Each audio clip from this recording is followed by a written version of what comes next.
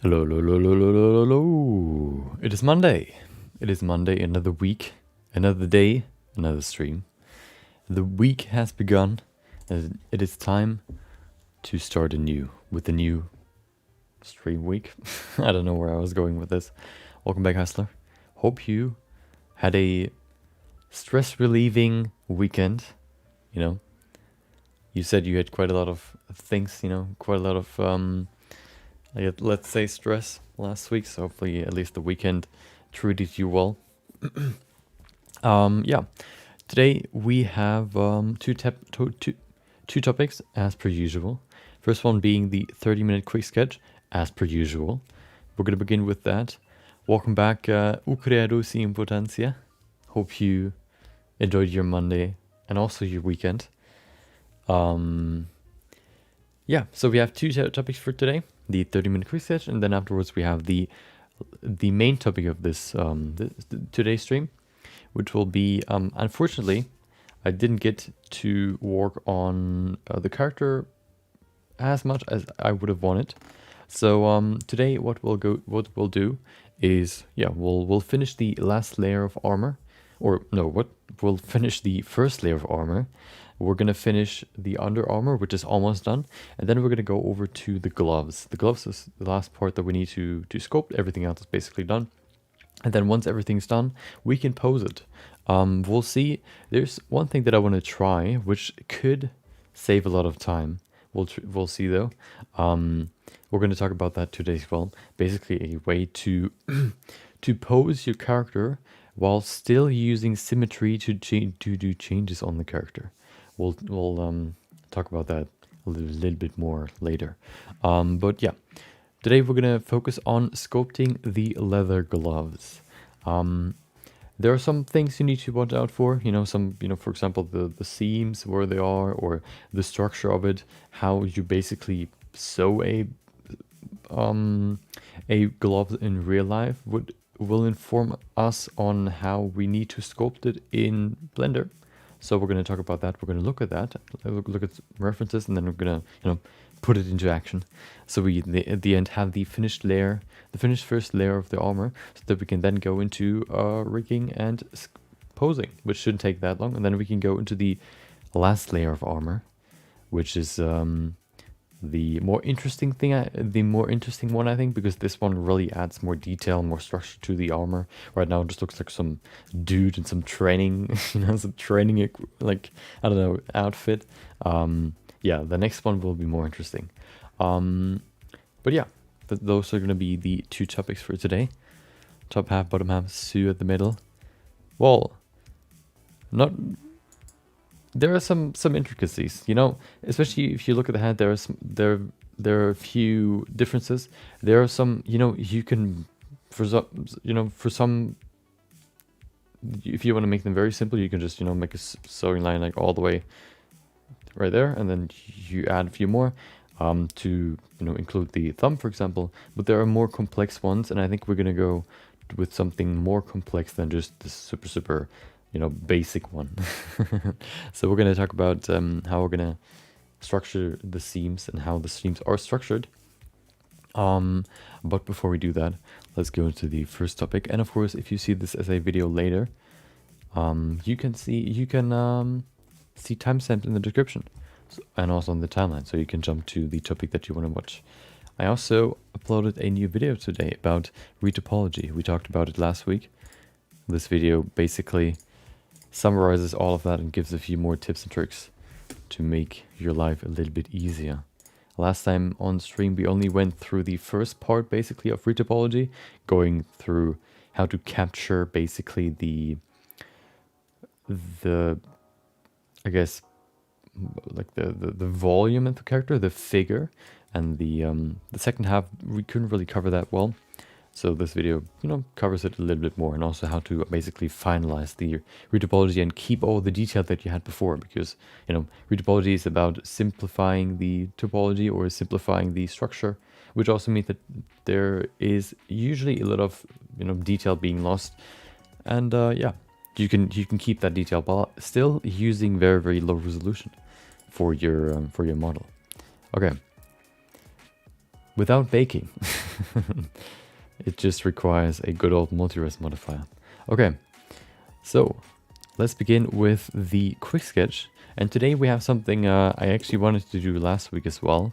This one will be interesting just because we're going to continue the, what do you call it, the nature sketches. But today we're going to do a bridge with a river on it, below it. Yeah, I think we need, we definitely need to use a Boolean in the beginning, just to put the bridge in. Then afterwards we can sculpt with it. But yeah, we of course need a Boolean at least for the bridge, and then afterwards we can just sculpt as per usual.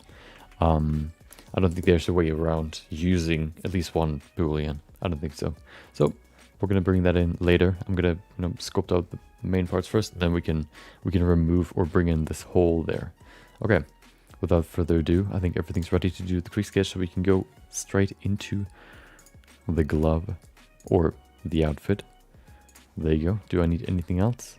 I think everything else is ready. I don't need this. There you go. Okay. Okay, perfect. So we're ready. Okay. Let's start with the quick sketch number. What is it? 218, I think. I don't even know. Doesn't matter. We're gonna do it anyway.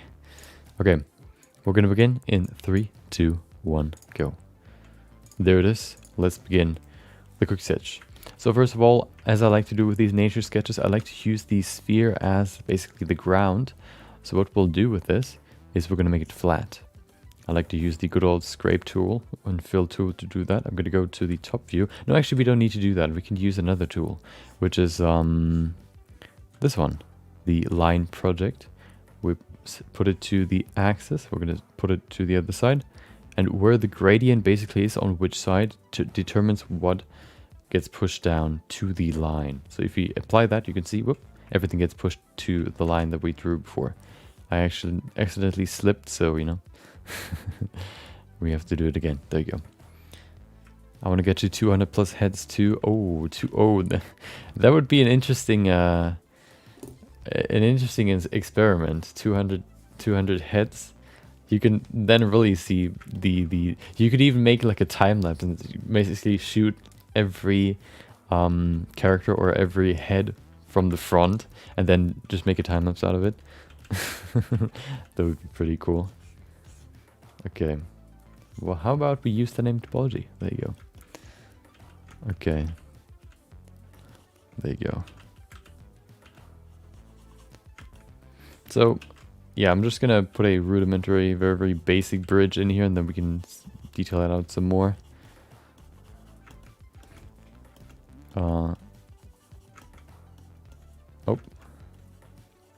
O creador with the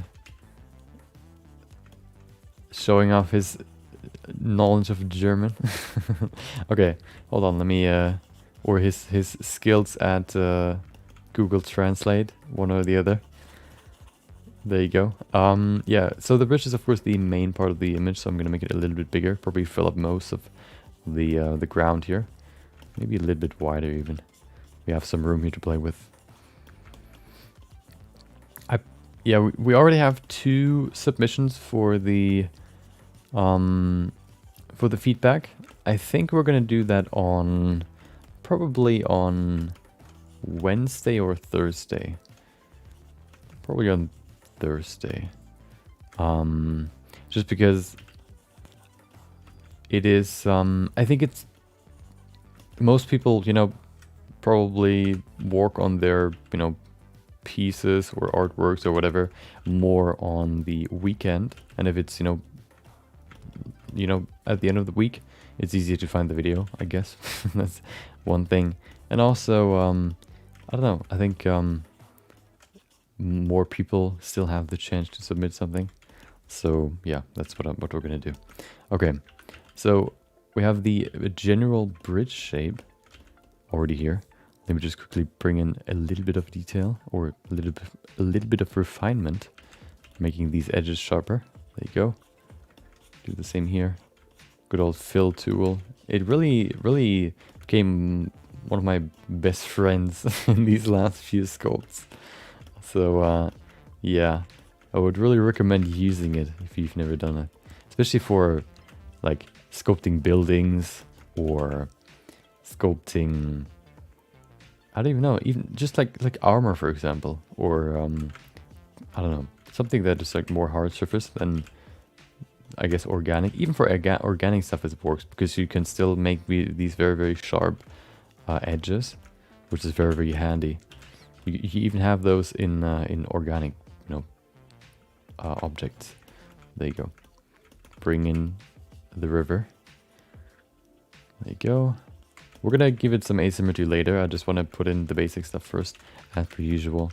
And I actually like this sort of theme that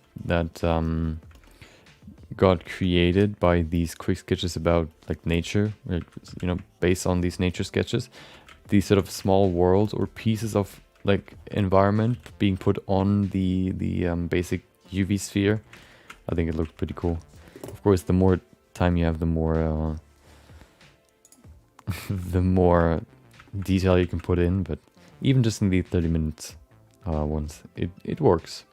Okay, we need a cylinder. There you go. 90 degree. Perfect. Scale it down. Not too much. Oh. Nope. Yeah. There you go. There you go. Perfect.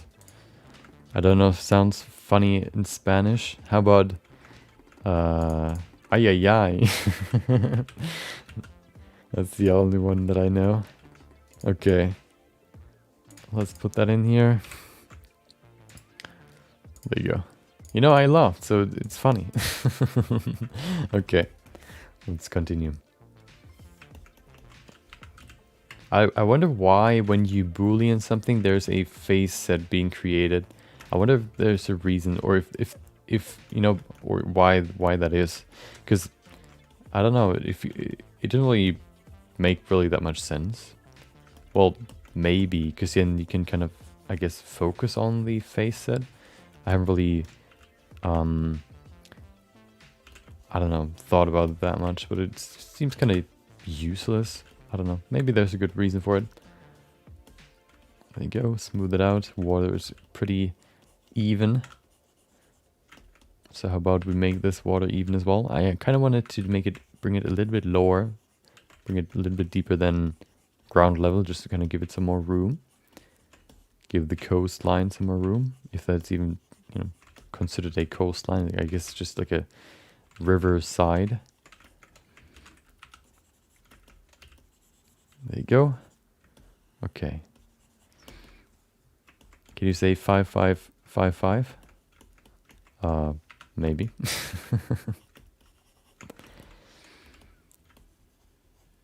There you go. Okay. So this is the basic layout. Let me do some adjustments. So now that we have this, how about we bring in, some smaller details here for the bridge. I actually want to make the bridge a little bit thinner. I think it's too wide. It takes up too much space. I actually want to have a little bit more environment around the bridge. I'm just going to bring it a little bit more into the middle, which kind of deforms the surface, but that's okay. There you go. Okay, perfect. So now that we have that, let's bring in some, like the what is it? This thing there. The railing, I guess. Put that in there on both sides. Not big enough yet. We can actually, maybe we could have done that with the mask and then inflate brush as well. But you live, you learn. If I ever sculpt a bridge again, I now know that it's easier to do it that way. There you go. Okay. Stretch the middle, the curve. You mean this one? Yeah. Oh yeah. I know what you mean. Probably a good idea. There you go. Abrupt. I mean, there are definitely different shapes, but I definitely agree that It looks a little bit better if it's more round, more, I guess, smooth, you could say. There you go. Okay, probably not perfect, but you know, we don't have that much time. So we can't focus on it too much. There you go. Okay. So there's one thing, well, I think it's better if we talk about that later. So I found a solution, or at least maybe not the solution, but more a way to still, you know, to basically we could model the character, or we could now use the model of the character that we have now with the armor and all that, and we can pose it so that it is asymmetrical, and we can still do adjustments and change things on it while still using symmetry. I think there's a way to do it, but I haven't tried it. First of all, it's just a theory. It worked in my small experiment that I did, but it is, you know, it's pretty cool that you can do that. You know, that you can pose your character and still use symmetry. It maybe, you know, requires like a, I guess, more high-end PC if you go for very detailed characters. But I think it's a good thing if you can do that. You know, you can pose your character, you can see it in the pose, but you can still do adjustments in symmetry mode, I guess. I think that's really cool. We're gonna discuss that a little bit more later when we get there. I don't think the gloves will take that long. Although I don't want to promise too much. I've already promised too much the last few days. So, you know, everything. We're not going to finish the glove today, okay? We're maybe going to finish one finger, okay? Don't expect too much. There you go. We don't need symmetry anymore. Now it's time for asymmetry. Maybe we're not even going to get to the glove, you know? Maybe we'll end the stream after the quick sketch. Maybe, you know, time ran out. 30 minutes could, you know, maybe stretch out to an hour. I don't know. Maybe something happens. We fall into a wormhole. Could always happen, you know. You never know. Okay. How about we give this a little bit more, I guess, nature or randomness. First of all, we can maybe give it a curve. I think that could look pretty cool, like an S curve, like this. Oh, hold on, I'm going to use this so we can turn it a little bit. There you go. Okay, we're going to do the same over here. Yeah, but in the other direction, of course. There you go. Nice little S curve here. Do the same over here and pull it over there. Oh, hello.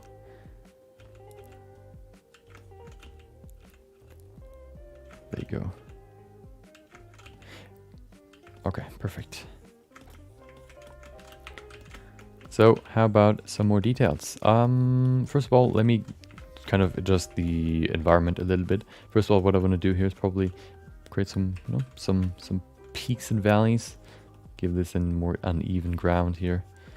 Like this. Pretty simple, pretty easy. We have 70 minutes left. Perfect. That's why I want to use more vertex instead of dynamic topology. So you mean...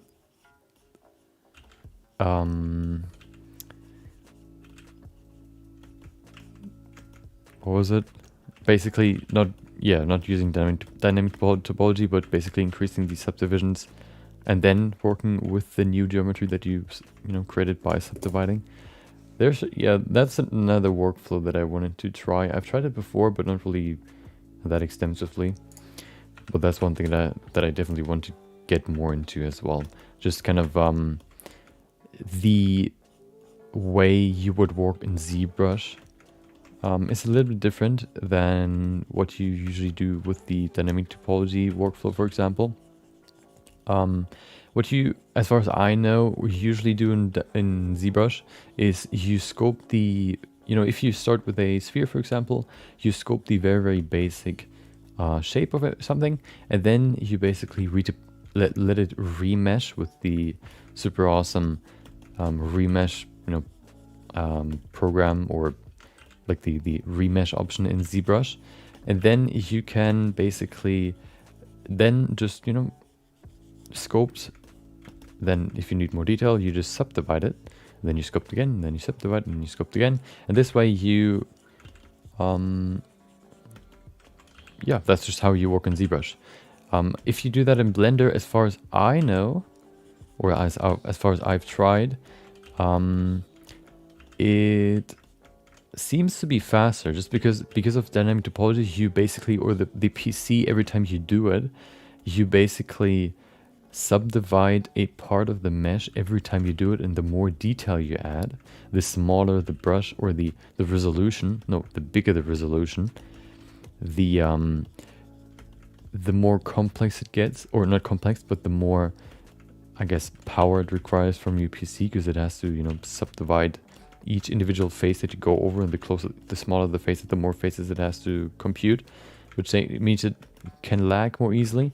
And if you do that before you actually sculpt and change the geometry with your brush, the faster and the smoother you can sculpt. So maybe a good solution, or a good change in workflow could be to use a either a base mesh, or once you kind of have the basic character model, basic character shape, you could say, then you go into the remesh it, and then you use the remeshed model to sculpt on it. The only problem that I had so far was with stuff like the what is it called, the eyes and smaller pieces not getting enough, or like the edge flow not really supporting these smaller details. Of course, you can kind of mitigate that by just adding more and more subdivisions, but I think in some areas maybe dynamic topology is more useful.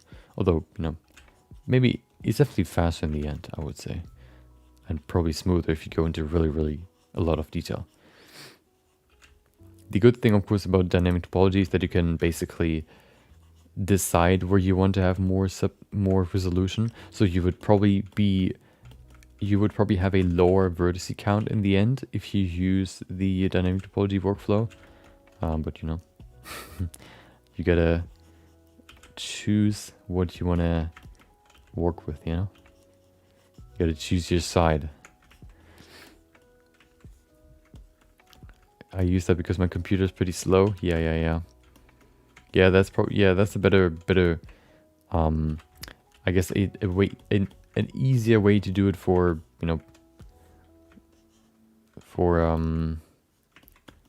not older PCs, but slower PCs, let's say. It took a lot to render the hair files. I don't even know how long that would take from me, but I don't think it would take that long. You mean just the strands? Have you tried them already? Like using them? Because the shader isn't really that complex. So yeah, I guess, your statement probably, is supposed to show how slow your PC really is.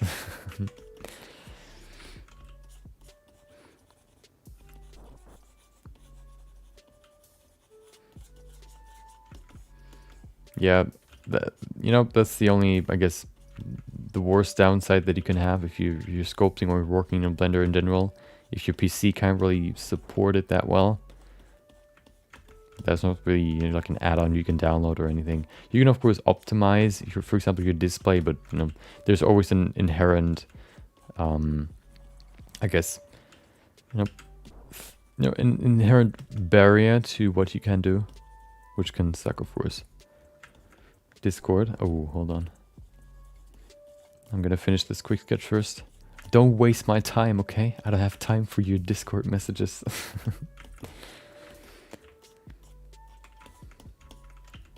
I'm very busy sculpting my bridge. Don't you see how dedicated I am to finish this bridge? See with every stroke how I add more and more detail.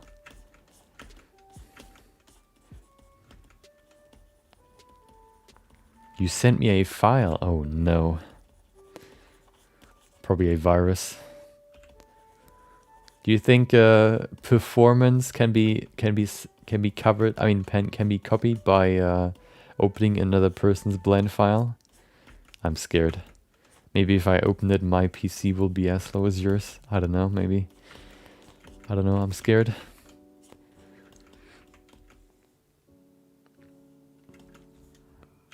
Looks like YouTube doesn't display some messages. Okay. I mean, that's not on my end. I mean, at least not if, you know, I think if there's anybody, oh, yeah. Hey, maybe he detected that as spam, not that you've sent it so many times. I'm gonna save it in a second. There you go. It looks horrible, but that's okay. We have 30 minutes left, so a little bit more time to patch it up. Don't expect too much, okay? Quick sketch day 218.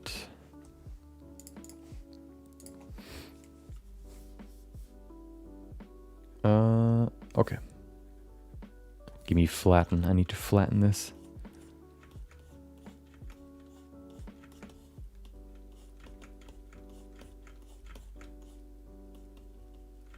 There you go. Looks pretty weird, but that's okay. Oh, that's interesting. Hold on.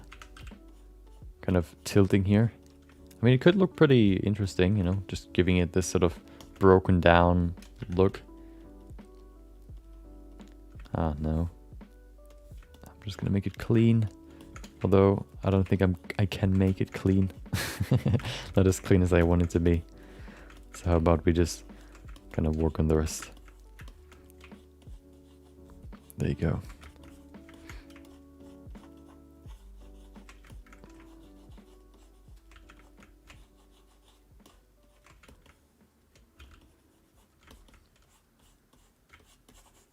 Smooth it. Perfect. Okay, so how about we work on the rest? How about we put in like an actual like way here, like a dirt or gravel road or walkway. Is that even like the correct word, walkway? You know what the problem is with bringing in creases to kind of allude to some bricks is if you start, it's like fur. If you start adding these small details, you can't stop, because if you have it on some areas, it'll look weird if it's just in some areas. So you either do it everywhere or you don't do it at all. And I think if I do it everywhere, it'll take a lot of time to finish that. So I would, you know, maybe in the end, but right now I kind of want to work on the rest a little bit. One thing we can do though is we can bring in, you know, something like this sort of detail that you can also see in the sketch. The supporting structure underneath the rest of the bricks, the curvature. There you go, perfect. Do the same over here.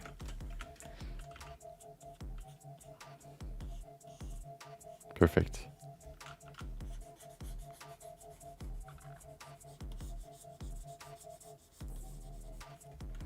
Okay. Trees, yeah, trees. Let's add some trees. So for trees, I actually, yesterday for my sculpt, I added some palms on this island. Let me actually first add some river, I guess, ripples or whatever. Let's see if that works. What about making this? No, that's too much. You know, like doing this. Maybe that looks like some river waves. I don't know. Looking at these nice waves coming from here as well.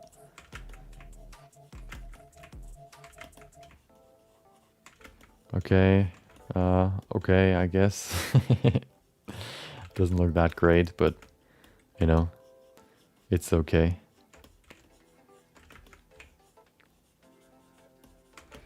There you go.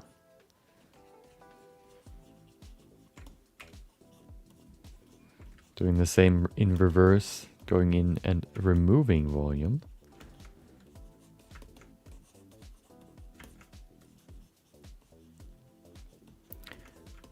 There you go.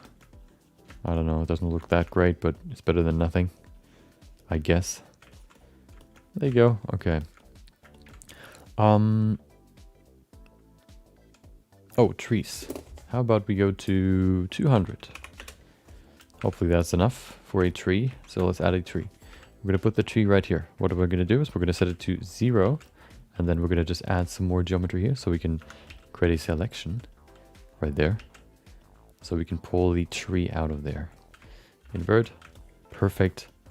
Grab the good old snake hook brush. And what we need to do is we need to set it to fall off constant. So that if we pull it out, we have a stick pointing upwards. Da-da-da, perfect.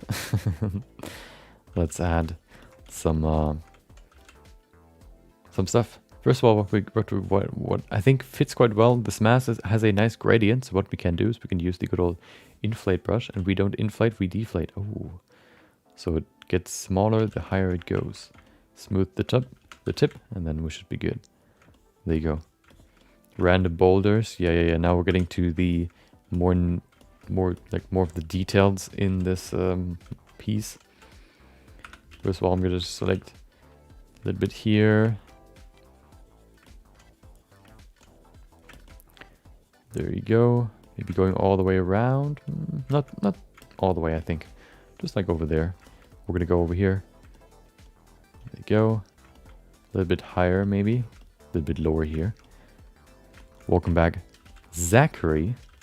Hope you also had a great weekend and Monday. Maybe even a stress relieving weekend. My weekend was pretty good, except for the fact that I maybe ruined my new shoes. We went to me and some friends went to some like a lake, and I think it was raining the day before. So what happened was that we okay, that's interesting. What is that? Well, I mean, you know, okay, that looks horrible. How about we don't do that? Okay. What we did was we wanted to just, you know, chill and hang out on the lake, and it was raining the day before, so it was, you know, the grass was a little bit rainy. Oh, how about we don't use 200 resolution for that? I think 50 should be enough. So we went there, and we played some good old soccer, or football as you would call it in Europe, Europe, and you know, beige or white shoes don't really, you know, don't really like wet grass, let me tell you. And so my fairly new shoes, you know, we played some soccer, and they got pretty dirty on the tips. It didn't, or it wasn't really green when I looked at it. It was more just like as if they're, you know, wet, for example. So they're just, you know, wet, have these very darker tips, basically. Nothing really crazy, I thought. And then today I look at them again, and they're dry, but the dark tips are not gone. So I don't know what you know, what's going on there. It's either, I don't know, it's either just, you know, gonna go away at some point, or they're just, I don't know. Maybe I can salvage them somehow. Maybe they're just ruined. But now I have some shoes with just darker tips. It looks kind of weird. 1 minute. Hell yeah. I didn't even look at the time. Okay, how about how about we set it back to smooth?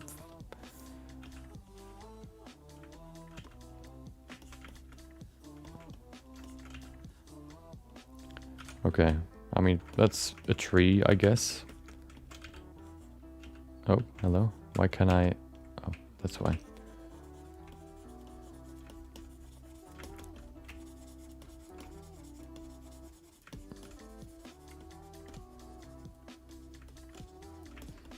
I guess that's a tree. Doesn't really look that great, but better than nothing.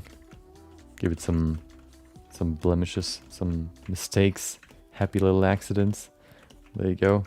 How about we add some rocks here to the shoreline, the coastline, the river line.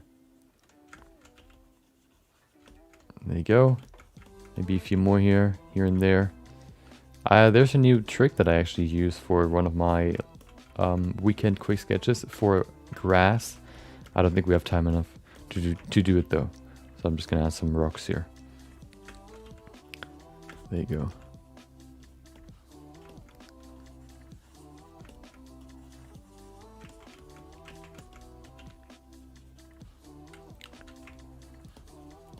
Okay.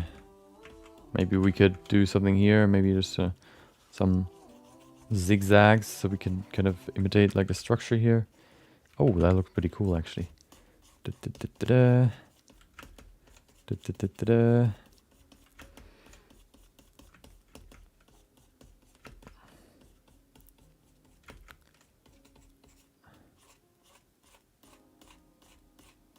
Perfect. Perfect diagonal brick lines. Okay, perfect. We're done. We have a bridge with a single tree. Okay. My white shoes got ruined by my pants.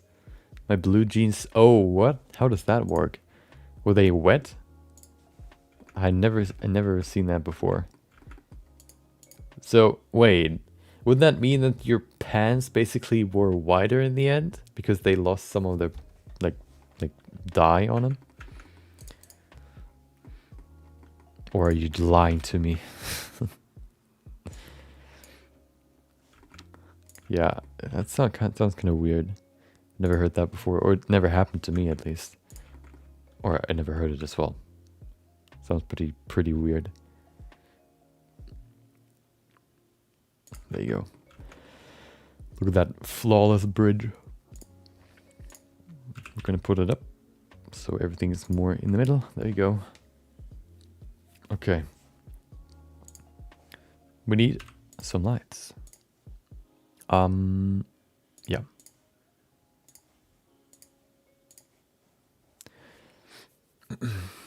Yeah, so new jeans, they're the stretchy material and didn't wash them after I got them from the store. Oh, okay.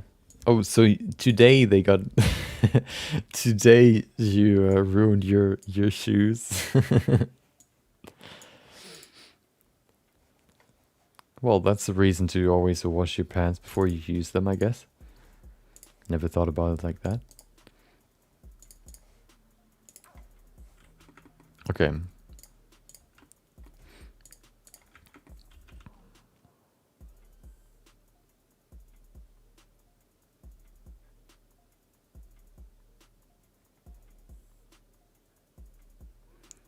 Lighting a bridge is pretty interesting. Where should we put the light? Are there any lights in the reference? Show me. Well, no, not really. Well, they're coming from the top, I guess. Yeah, so this character will definitely take longer than the, like, if we do another one. We can definitely speed up retopology a lot. We can speed up the modeling process maybe even. We can speed up a lot. So, yeah. This one will, take a little bit longer. It's also quite detailed, you could say, especially for the armor. There's so many small details that I want to keep in there. Then it just takes a little bit longer, I guess. But, in the end, it's going to look great. So it's all going to be worth it in the end, hopefully. That's a nice interpretation of the concept. I mean,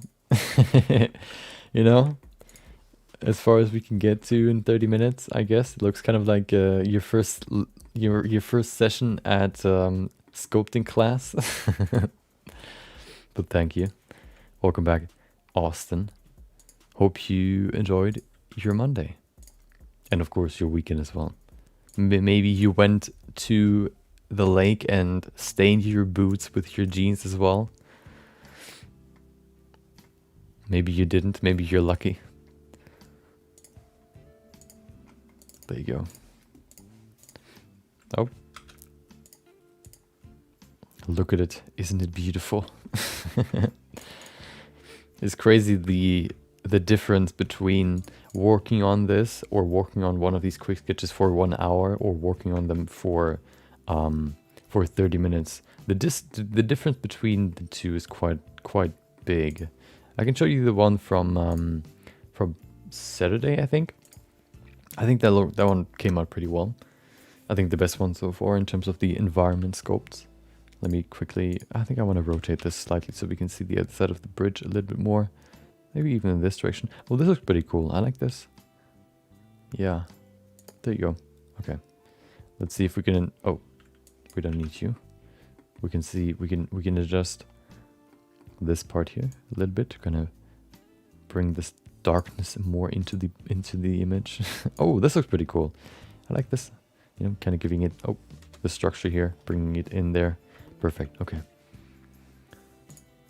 how about we render the sculpt? Look at that. Isn't that beautiful?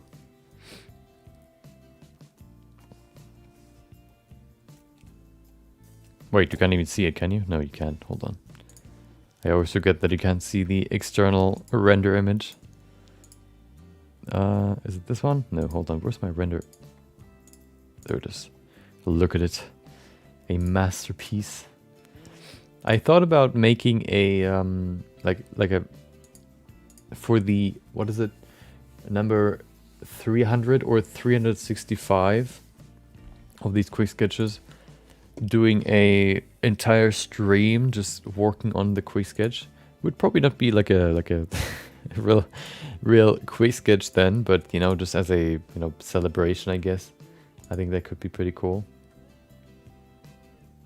Okay.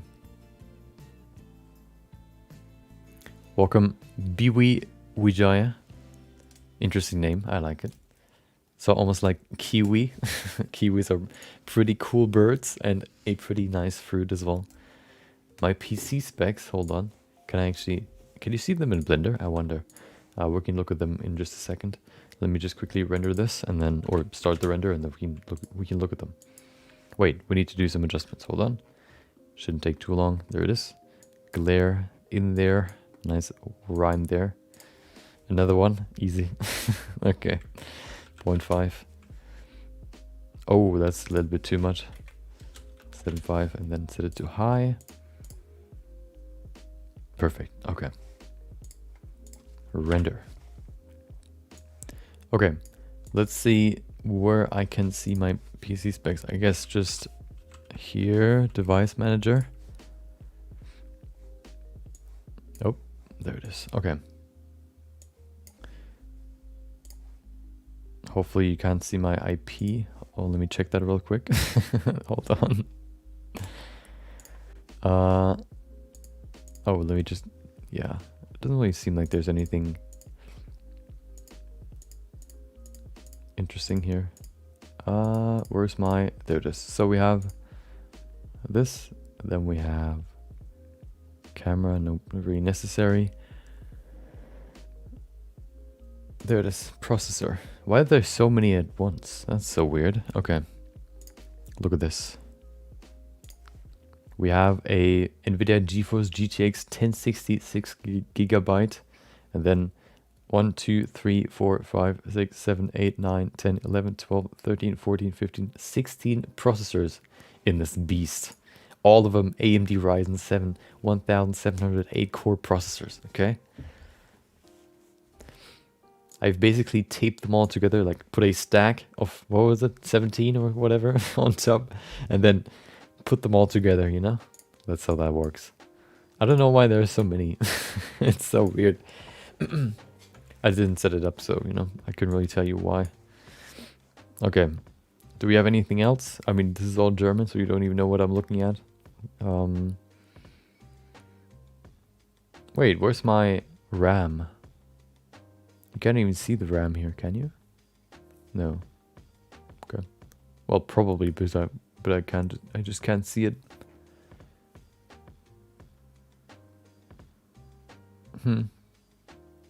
Yep. Those are the two, I guess, the most important ones for Blender. There you go. The render is almost done, but we forgot one thing, which is drinking something. How about we do that just now to finish the render?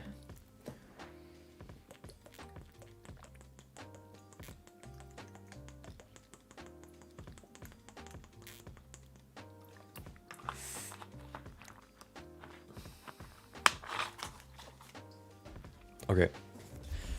The render is done and we have a finished render. How about we do some post processing? There you go. 1060. Yeah, I've been using it for, I don't know, 5 years, maybe even longer. Since I had this PC, I've never upgraded it. And so far it's been, you know, going pretty well. There's some, I remember the days before this PC, I had this like a compact desk PC basically, or like a yeah, desk PC. And you know, it wasn't really that great. The best the best explanation, I guess, or the best example I could give was when I wanted to play Evolve. I had to have, I think, more than 30 frames on minimum quality. I had to play it basically as a YouTube video format.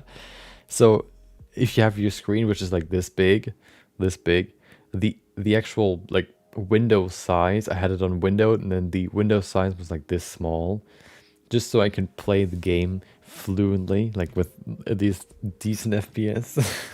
It worked, you know, but that's I think a good example into how bad the my previous PC actually was. But you could play Minecraft perfectly, you know. Minecraft still ran on it, and that's all that I needed. I should join NFT. I mean, you mean this? I could sell this for for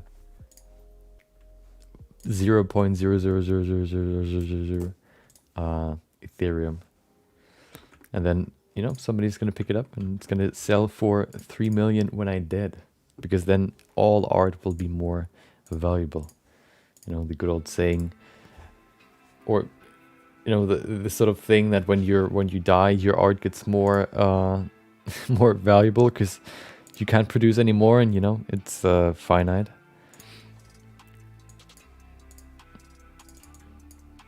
Yeah, I definitely thought about it, but I wanted to look more into how it's gonna evolve, not like into. Oh, hold on. There you go. Oh. Yeah, I just wanted to look at it from the sidelines, let's say. There you go. Yeah, with the dynamic contract, I definitely have heard about it, or I've like, you know, watched and listened to a few people that know a little bit more about it. So I kind of know how it works.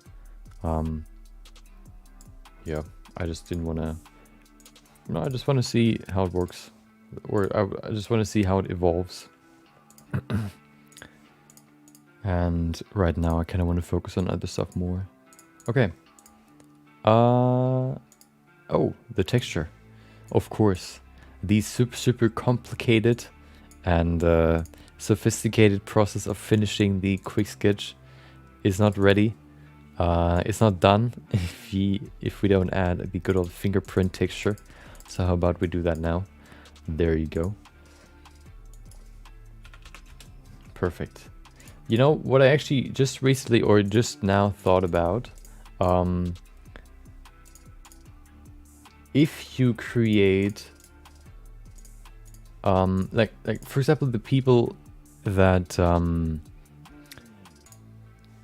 create these, basically what we create currently, the custom figurines for like games, or game characters, for example, with like this pose, and then you can 3D print it if you want to, and you can put it on your desk or whatever, or on your shelf, just to kind of display the character because you like him or whatever. I wonder if these people, so you can't really sell them, of course, because they're not your own, like they copyrighted the character, so you can't really just copy them and sell your own figurine. I wonder at which point the copyright process doesn't really work anymore. So for example, I'm not trying to circumvent the copyright thingy. I was just thinking about it, okay? Like how much do you have to change the character for it to not be effective anymore, or for it to not really cover it anymore? What if you, for example, turn an anime character into a real person, like a realistic character, make it realistic? I wonder if that still covers the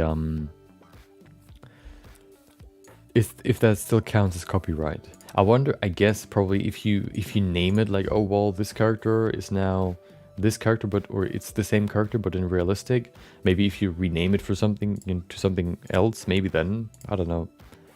Just interesting to think about. Do you watch JoJo?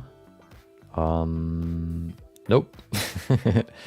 I don't watch any TV shows or anime. I've watched some, 2 to be exact. No, yeah, no, 3.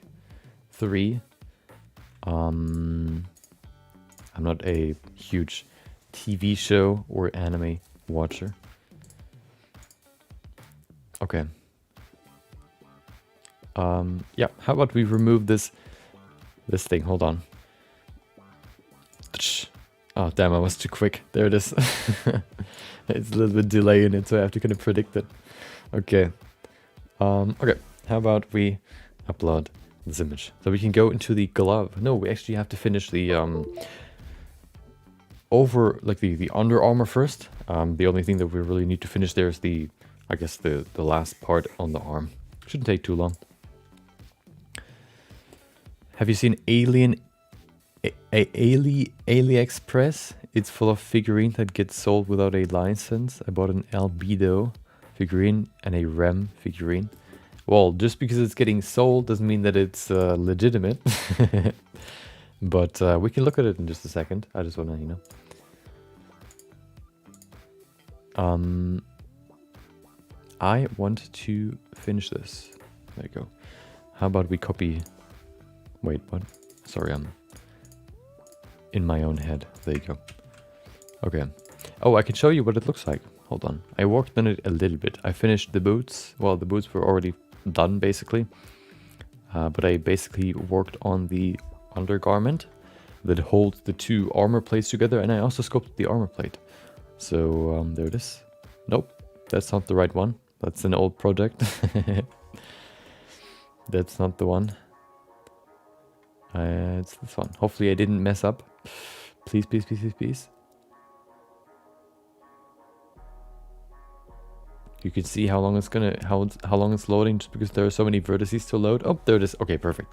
I didn't mess up. Okay, look at this. So we finished everything except for, oh, there are 2 things, but one is just like a small detail, I guess. Yeah. So it looks, oh, hold on. There's something missing. There it is. Okay.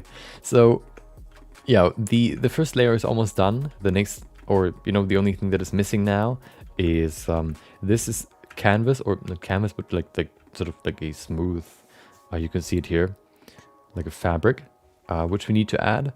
And then this gets basically covered by some like an arm brace. And then down here, of course, we have the gloves. The gloves aren't really extremely complex. They shouldn't take that long, like as long as these pants. So maybe we can even go a little bit more into detail with, or we can go to the next step. We'll see. I don't want to stall too much explaining it, because then we can't work on it. Okay. Because, you know, that's why I kind of thought about, if you create these figurines, you don't really necessarily create, like, you don't recreate ones that already exist. You usually create, like, these figurines in poses or in different combinations, for example, from these characters that don't really, you know, maybe you put your own spin on it, and you basically create a unique figurine by yourself, like your style, for example. And if you do it well, there are probably a lot of people that would, you know, buy that stuff. My voice today is just a little bit delayed. You know, when you hear the echo of yourself and you hear it back just in a small delay, so you can't speak anymore because it's confusing. That's basically what happens. So yeah, there are probably a lot of people that would, you know, be interested in actually getting these figurines, even if they're just, you know, 3D printed and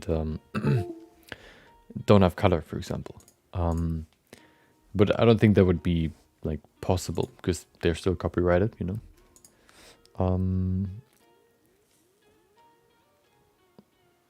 Yeah, we're gonna go into the compilation 3 minutes where I upload the image, and then we're gonna go and continue working on this. So we're gonna sculpt this fabric. We're gonna add some folds there, and then we'll go to the gloves and talk about the gloves, the structure, what to watch out for, and just, you know, finishing the gloves. They're almost done, or they're far, let's say. We need to do a few adjustments here and there, and then they're done. So yeah, I'll see you in 3 minutes, and then we will continue with this character. Okay, enjoy the quick compilation. I'll see you in 3 minutes.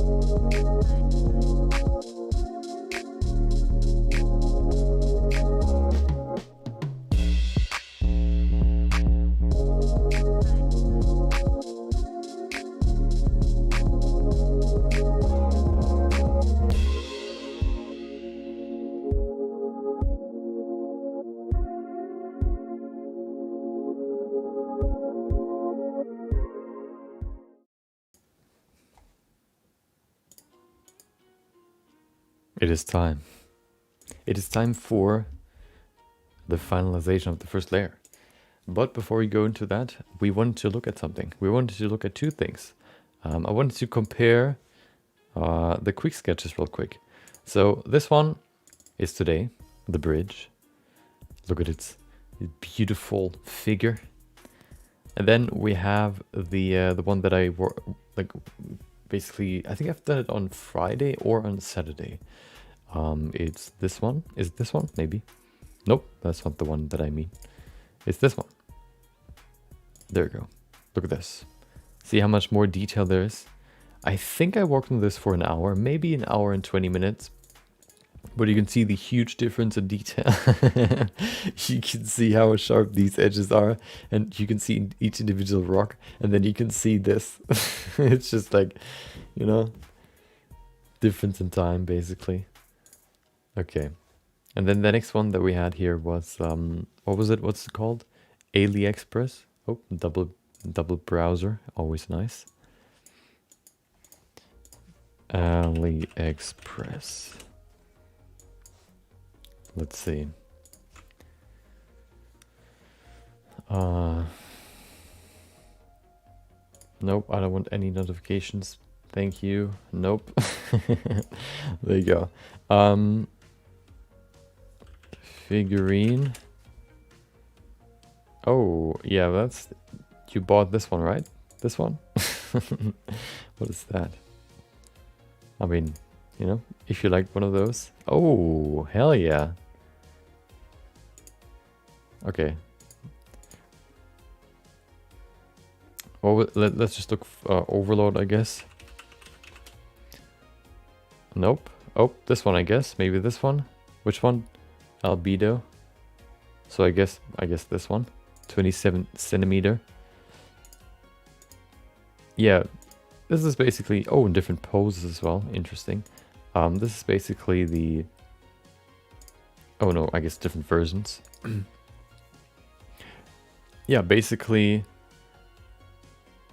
like a figure, yeah. Let's see. Are there any details here? Hold on.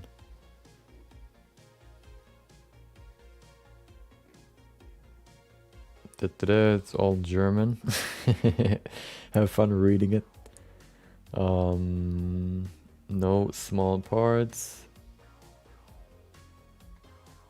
Yeah, 24 hours. Okay. Let me look at the hair. Okay, pretty simple. Okay. There's no information on licenses. I would imagine that they would have them, but you know, it's not really guaranteed. What are they even called? So I can see some more. I guess.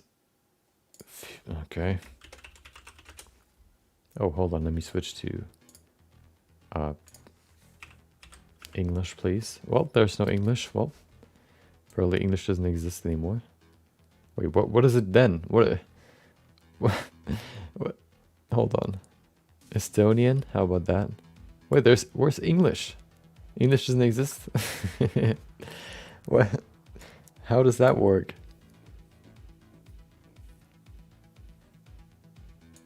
Well, we're gonna stick with the German, okay? I'm back and I see Nogi looking for cats. I mean, you know, you always need some cat figures in your life. There's one for One Piece. Okay. How about, let's see. Oh, hold on. Let me actually look at the ones from my favorite artist. Where is he setting them, or for whom is he creating them? There's one that is like really crazy. This one? No, is it this one? There's another one from Devil May Cry. Where is it? Show me. Where are you? Is it previous? Oh, no. Is it this one? No, this one.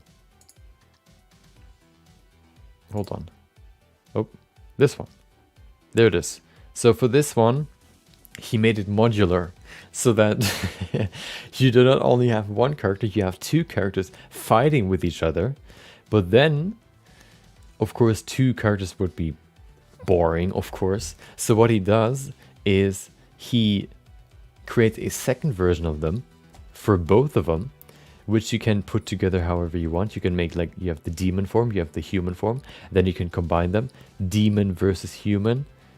There you go. And then you can have, of course, the other version as well, demon versus human. And then you can also have human versus demon versus demon versus human. So you can combine them in multiple ways and create this huge, huge sculpt. I wonder how long this took to finish. Not just finishing it, but, you know, talking and basically, like, how do you say it? Like, nope, thank you. Confirming it, or basically, you know, talking with the person, like the contractor, I guess. No, he's the contractor. Like his boss, basically confirming that how it looks is good, you know. Connecticut's. Oh, there you go. Hold on. Oh, okay. Connecticut's. Interesting. Let's see. What do you have here? Oh. Hold on. What? We're happy to announce the last batch of... Okay.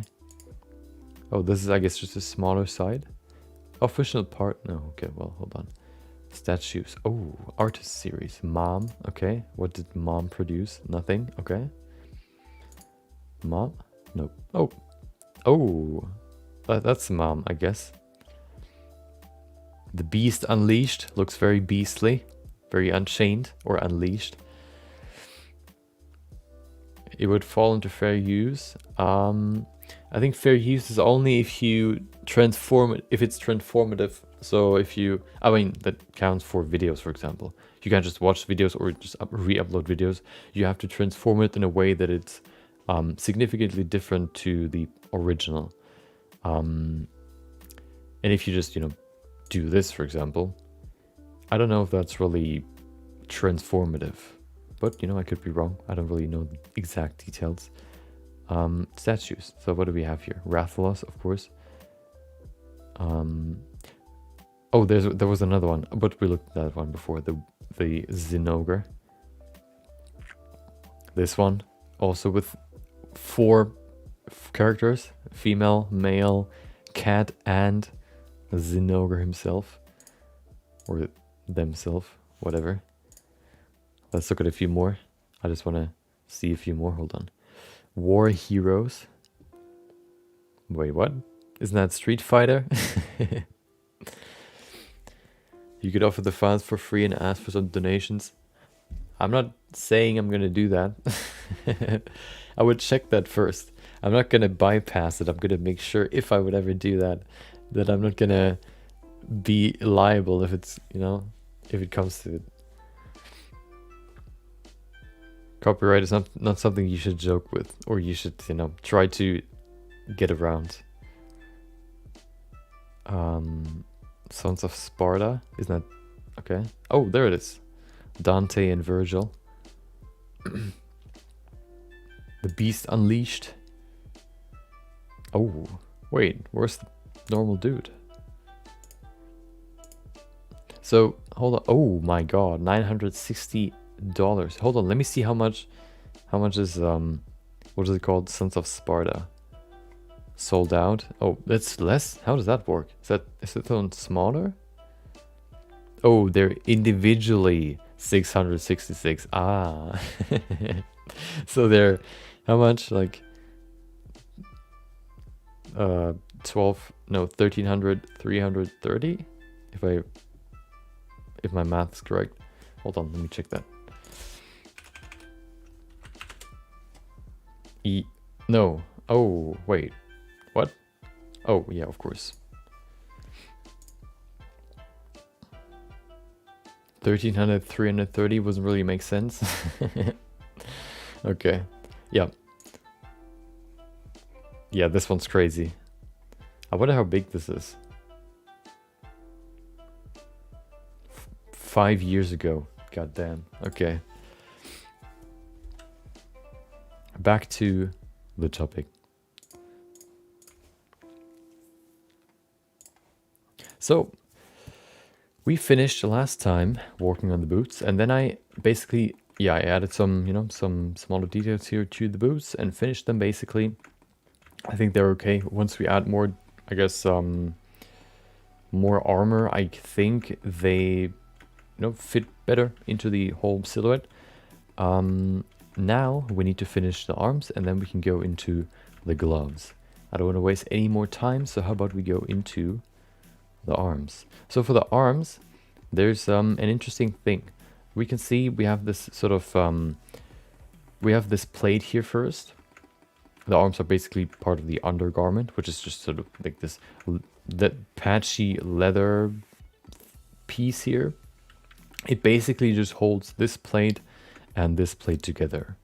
So what happens is, yeah, this just holds it together, and then you have the arms included as well.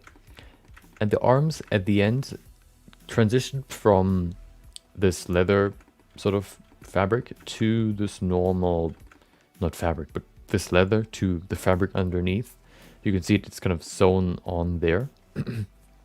So then it continues with this more soft sort of, fabric. I don't really see if it goes further than that. If I look at my other references, what I'm kind of looking at is whether or not this fabric goes all the way to the glove, or it actually stops prior to that. Let me just quickly go into my references here. It seems like it goes all the way to the front. So if you look at, hold on, let me just put it into the file itself. Oh, that's the wrong one. There you go. Material. Where are you?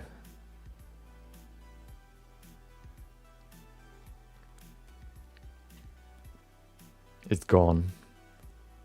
How can I not find... Oh, there it is. You can see it goes from here up, upwards, getting kind of carried. It's getting kind of,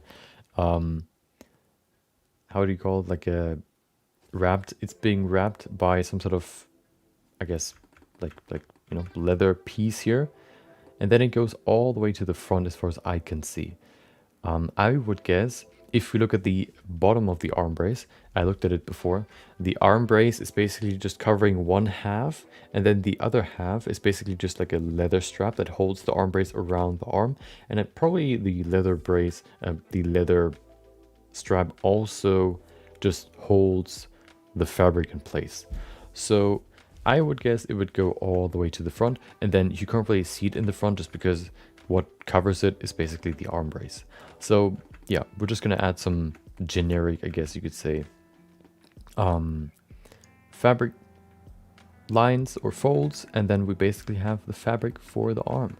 I'm debating whether or not we should add this leather strap as well, just because it is so close to it that it could be hard to add later. Although I think it's better to add it later, because then we can sculpt the way the cloth interacts with the leather strap more easily.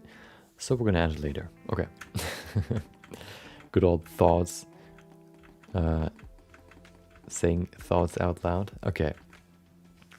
So, let me just quickly make this sort of crease here a little bit, smaller. There you go. So we're gonna pinch it together. There you go. Okay. Oh, did I actually use dynamic topology for this? I think so. For the back plate, I actually used multi-resolution. It worked quite well there. So I basically added, I used dynamic topology to set up the base structure, and then I used my quad remesh plugin to remesh it, and then I can use that and add more subdivisions with the multi-res modifier to add more details, and it worked quite well. And then if I need to go lower, I can do that. I think that it would have been good for all the pieces, because then what you can do is you can just say, well, I want to animate this. How about I just lower the resolution, and then you have this amount of resolution instead of way more. 3 times that. No, the resolution, and then what is it called when you have the small number like at the top right of the number? I don't know what that's called. So you say you say the amount of faces times the amount of faces times the amount of faces, basically. No, times the amount of faces.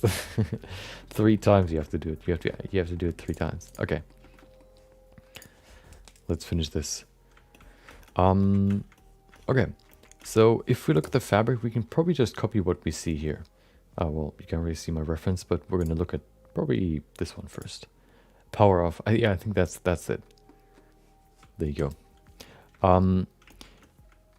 So, of course, the arm has a bigger circumference than the arm, like in the back here, and it also gets sort of pinched together by the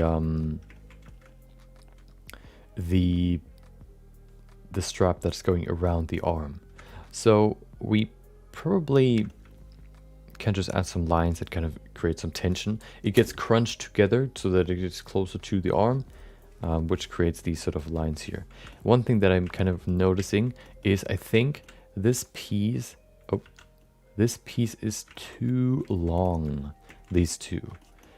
You can see how big the distance is between these two. This one is actually quite long, like goes quite far down, but this one, the other one, is quite far back or quite high up.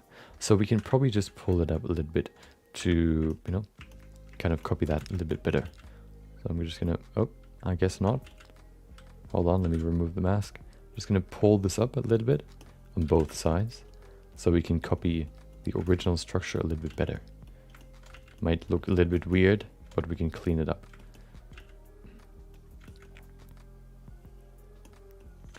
Almost horizontal, or yeah. There you go.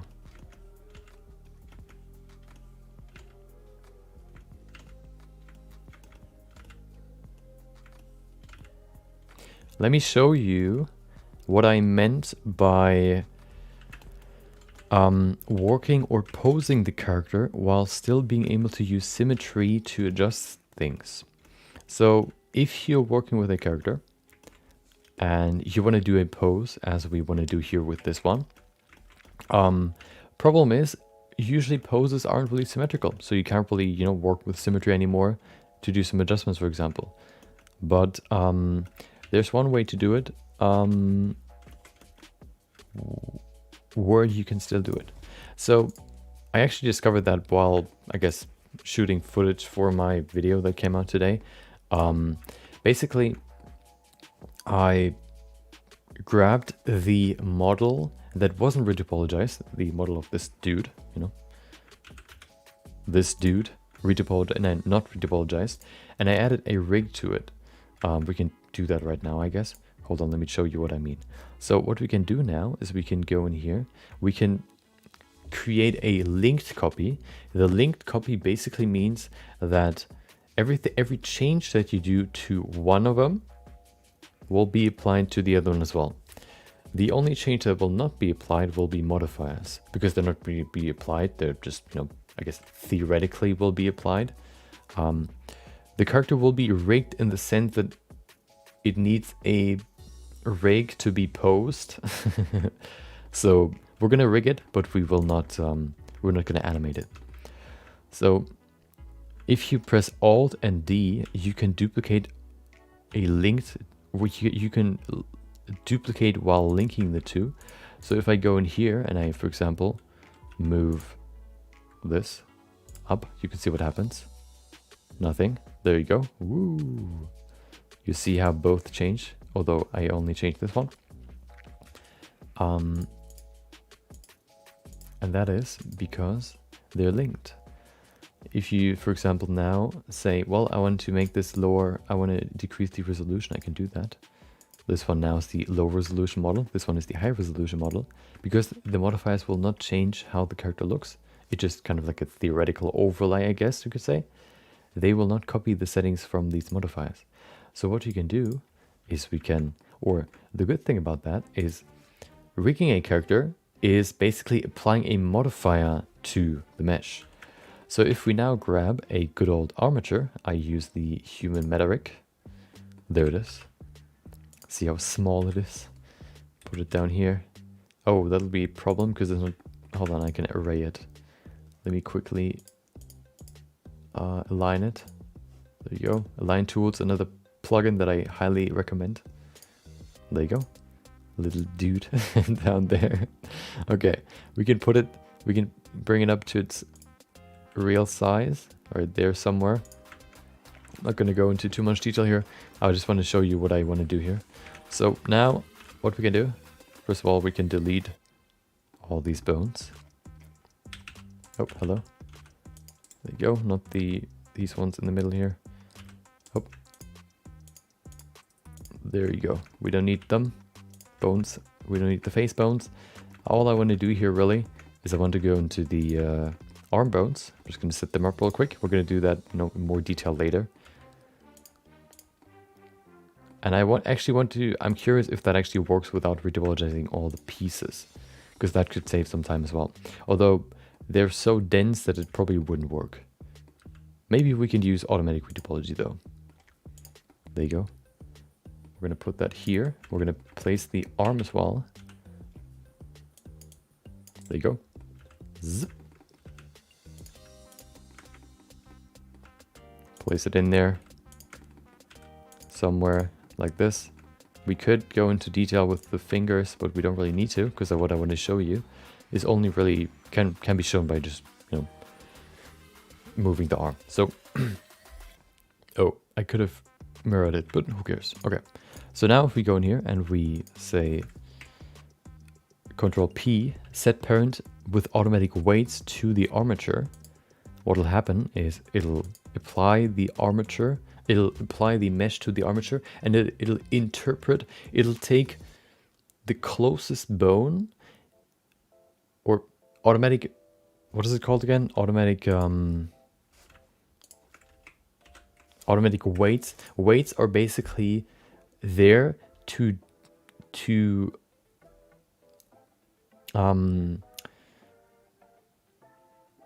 tell the geometry of the model which bone affects the geometry as much and which bone doesn't. So what happens is you basically now say, or automatic weights tries with proximity to say, well, these bones here, like these ones, for example, these ones, like these arm muscles, for example, they're not going to be affected by the forearm or the, I don't know, the clavicle necessarily. They will really only be moved by this arm muscle. So what it does is it says, well, it's going to be 100%, the weight will be 100% on these vertices. And it kind of determines that by proximity, basically. So there will be like a transition from this, if you talk about these vertices, there will be a transition from here to here. You can see it. You can even see it here. Hold on. So if we go to, for example, what do we have here? Middle thumb, upper arm. There you go. Can you see it in weight paint mode? There you go. You can see, okay, well, this one's not a good example. Where's the other one? There it is. Upper arm L. You can see, oh, well, this is basically what will be affected by the bone, the upper arm bone. And it determined that by proximity and using, you know, the weights. So everything that is red will be 100% affected, and then it goes from a gradient from red to blue. You can see it right here. The less, or the bluer, I guess it is, the less it'll be affected. Two magnets push each other. Yeah.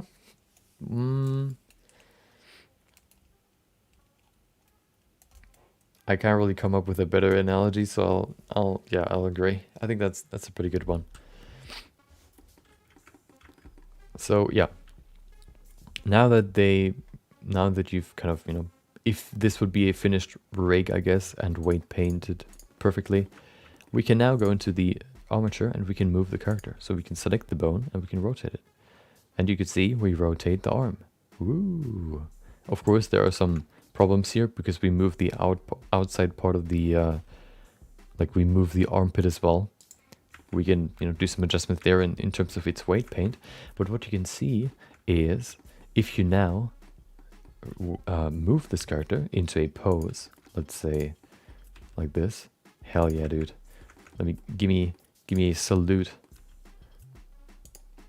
Oh. There you go. Oh, that's the finger. There it is.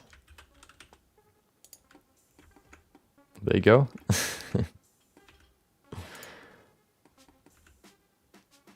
There you go. And then we can move the other arm. The other arm will probably be very scuffed. It actually works quite well. Okay.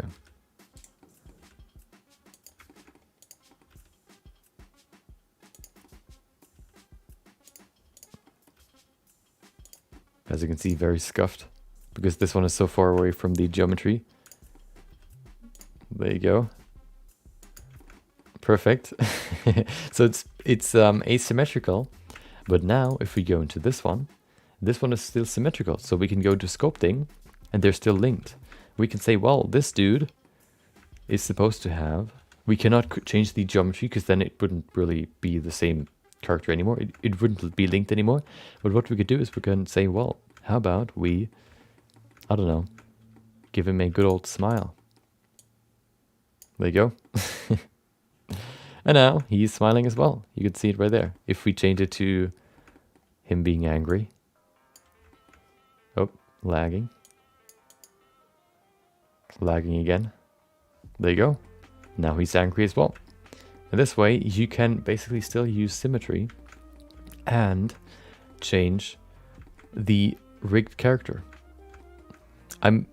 There's probably, you know, some restrictions to this, but at least, you know, it's more freedom than what I previously thought.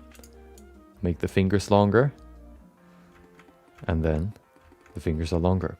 So this will probably affect how the rig works on the geometry, because if you move, you know, if the rig still has the same length for certain limbs, it'll probably deform in weird ways. But, you know, you can make small adjustments, like, I don't know, adding like real or adding more detail to the fingernails if you want to, stuff like that. And this, yeah, just makes it a little bit easier to work with. Okay. Rigging tutorial. I mean, we're gonna go more into rigging later. This is not really like, I guess, a tutorial necessarily. Yeah, we're gonna go into it later. Okay, let's finish the arms here. This is where a muscle rig would help. My custom rig actually has muscles. I'm just scared to use it because it's quite complex and I don't want to adjust 7 million muscles. So I'm kind of hesitant to use my own. But this one kind of, you know, is more tailored for big, extreme deformations, let's say. So, you know, we could use that one, but I think the normal human rig works out quite well, just because the pose that we're going with is quite simple. The arms don't really move high up, so there's not really like a huge deformation in the shoulder. You don't have like the hands doing like some crazy stuff like this. You have like maybe like gripping something, but they don't really move super crazy. So we don't really, you know, we don't really need a sophisticated, let's say, rig. And the good thing is we don't really need to make it animatable, so we can even apply the rig and then do some changes and sculpt some changes in afterwards if we need to. Okay, enough talking. It is time to do something. Wait, what happened? There you go. Okay, so let's bring in these folds. So it's hard to see this piece, and I kind of I don't know why there's this strap. For this it seems like it's part of the armor piece right here. This is like a I guess side elbow protection that gets wrapped around the elbow. I think I'm gonna add the straps first, because then I can account for them better if they're wearing a jacket. You know, I don't even know anymore what we talked about 2 seconds ago, so I can't remember. Hold on, what did we talk about?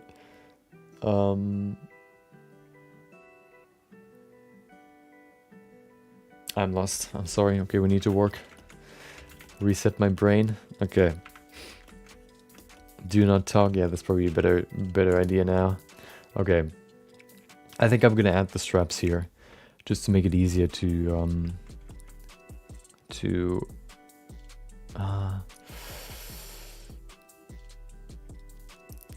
we can make them a separate piece. Although that's also annoying to sculpt.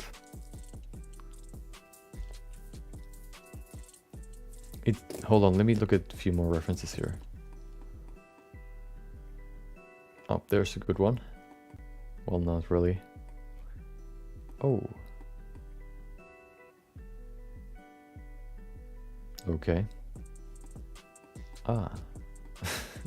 Yeah, it's just a little bit of leather wrapped around his elbow. Okay. Okay. I think we're gonna sculpt that in later. Yeah, we're gonna sculpt that in later. So let's just add some generic, I guess, folds here. Okay. Do we have dynamic topology enabled? Maybe, maybe not. Where's my... Wait. Oh, there it is. There it is. 50. Let's see if that's enough. Probably. Yes. You see how laggy it is. If we would use like multi-resolution, that would probably not be the case. Okay. How about we just set it to 35? Let's see if that's better. Yeah, that's better. Okay. I'm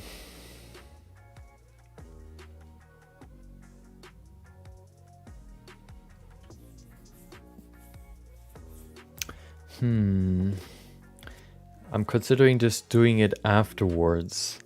Once we pose the character and we actually have the piece in the sculpt. Because the fabric will not only react to the leather strap, it'll also react to the pose itself. So it might be better to do it afterwards.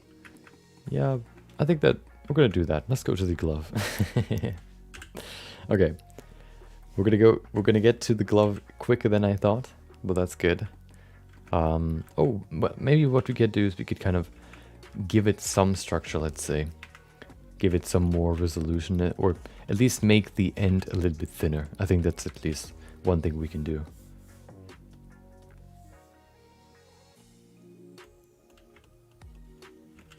There you go. Just a little bit thinner. Oh, okay. It actually is quite thin already. It just looks so thick because it's so close to the glove, I guess. And the glove doesn't really have any thickness yet. Let's see. Where am I? Oh, that's why. Yeah, it doesn't have any thickness yet. So, okay. Okay.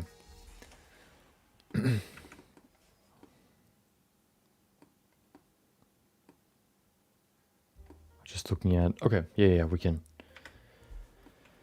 probably add some thickness to the gloves instead of removing it there, because this is quite thin already. Well, let's see. Let's see if we just go in a little bit smaller. Maybe we can do it then. Right here. Yeah, that's better. I was just working from far away, which was not really a good way to do it. Okay. We can maybe even just smooth it and remove some thickness here. We have to be careful not to get too close to the edge, because that can very easily just smooth out the edge, and then we already saw what happened.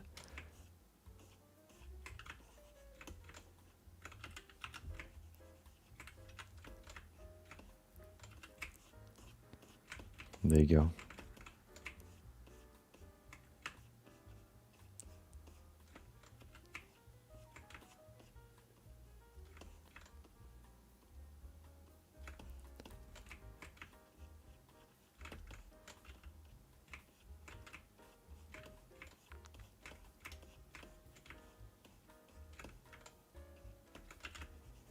Okay, I'm just gonna smooth this out and then that should be enough.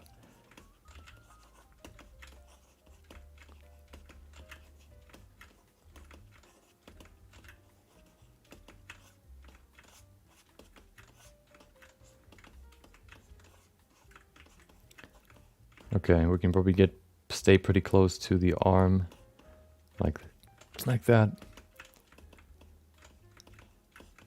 Oh, what's that bump?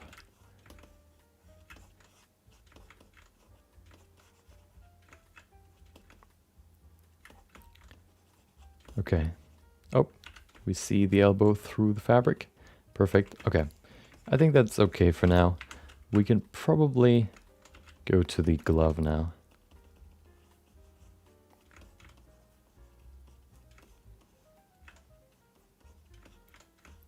I say as I just continue smoothing. Okay. Let's go to the glove. So the glove needs some more thickness, or at least, a little bit. The problem with it is, though, that it is quite... wait, where am I? There you go. It's quite fine. So, for example, if we now just add thickness on the outside, we basically remove the in-between on these fingers. I want to see how much space we actually have between the glove and the skin going into the inside. Let me just quickly smooth this edge here and then we're done. Okay. So let me just remove all this. Necklace, yep. Okay, everything's gone except for the gloves. Let's see, do we have some more? We could probably go in both directions a little bit. Yeah. Okay. So let's go and add a good old... First of all, we're going to apply this. And then we need a good old solidify modifier. Wait, we could actually remesh it first. Oh, we need to do a few adjustments before we do that, though. Before I add solidify, I'm going to do a few changes here. So this glove is fingerless, but it actually goes over the entire first knuckle. So we need to pull this all the way over it, and then it kind of rests, I guess, like in front of the knuckle. So let's do that real quick. I guess it ends right there on the inside, and then it just goes further forward here. There you go.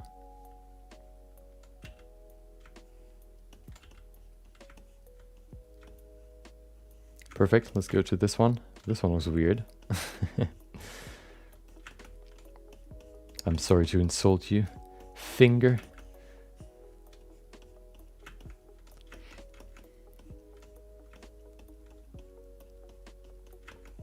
There you go.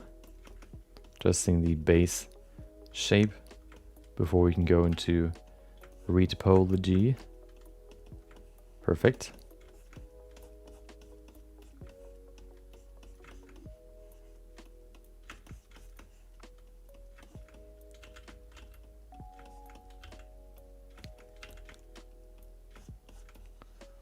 Okay. Let's do this finger. Oh, we need to do the thumb as well.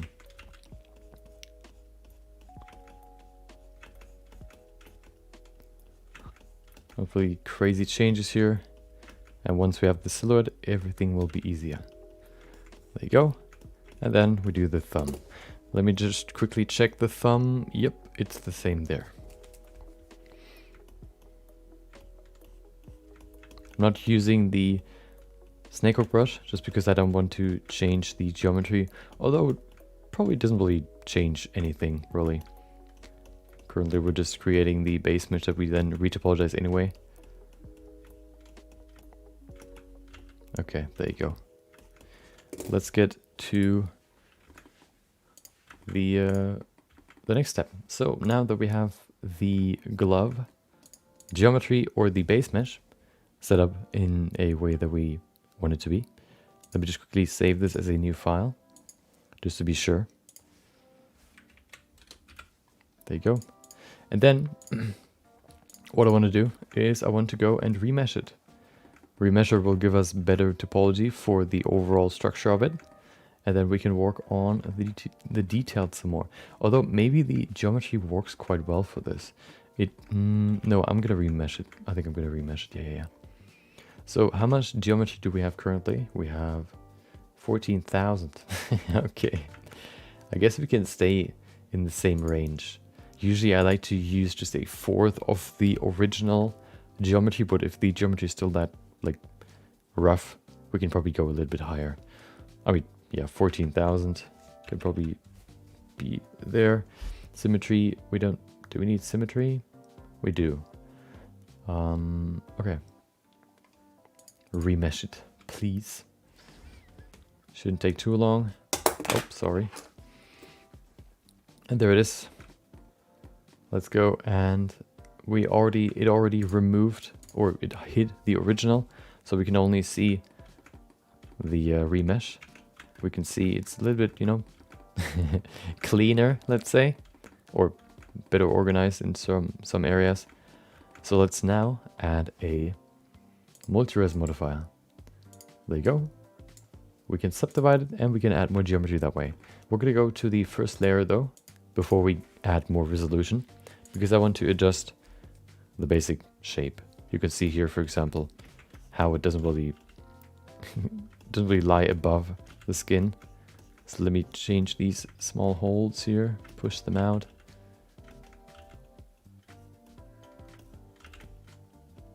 Perfect. Anything else looks pretty good. Oh, there it is. There's some more small things here and there. Okay.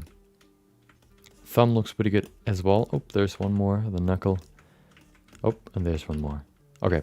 So now that all of this is patched up, we can now add a solidify modifier. There you go.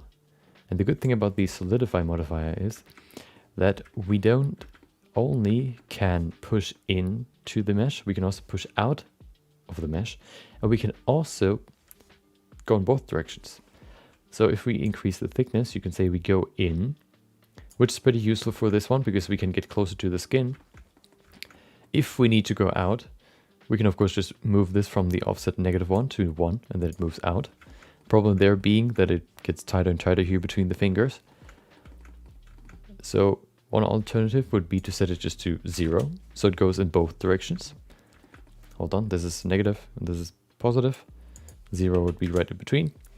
So it goes like 0.1 meters in both directions.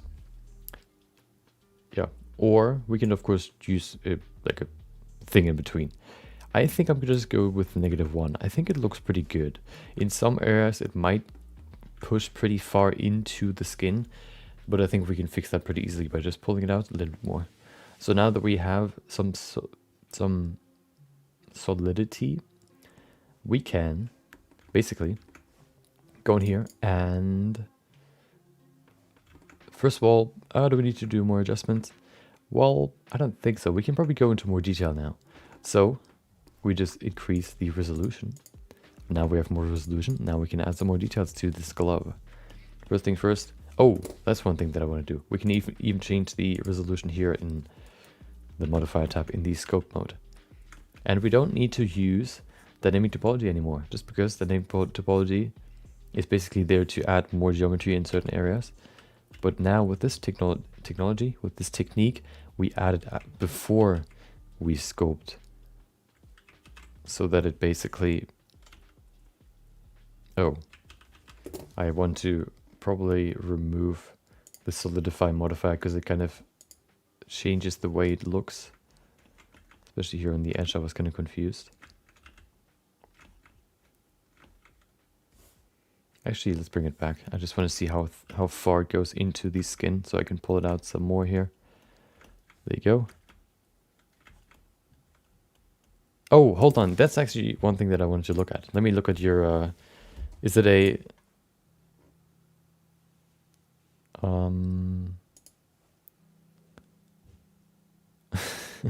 YouTube is refusing to send messages. Wow. Why? I wonder why. Okay, that's weird. Copyright guidelines for polymer clay artists. Let's see. Well, that's quite small.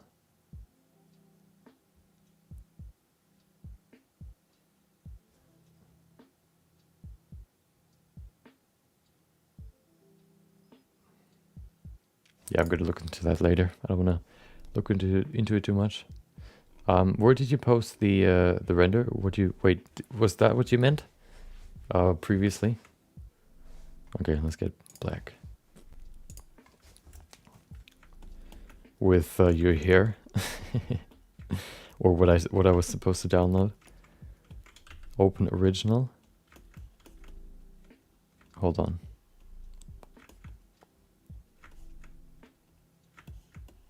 Okay, there you go. Now we actually have some thickness here. The fingers look pretty good. We can see here are some changes needed. What if I use the dynamic topology or the snakehook brush? Oh yeah, of course it works, of course. The snakehook brush works without dynamic topology as well. There you go. Adjusting the shape here a little bit. Open original. This one. The link. Public knowledge. Well, that's the PDF for it. Didn't send any files. Oh, okay. Oh, okay, now I get it. Okay. Now I get it. Okay.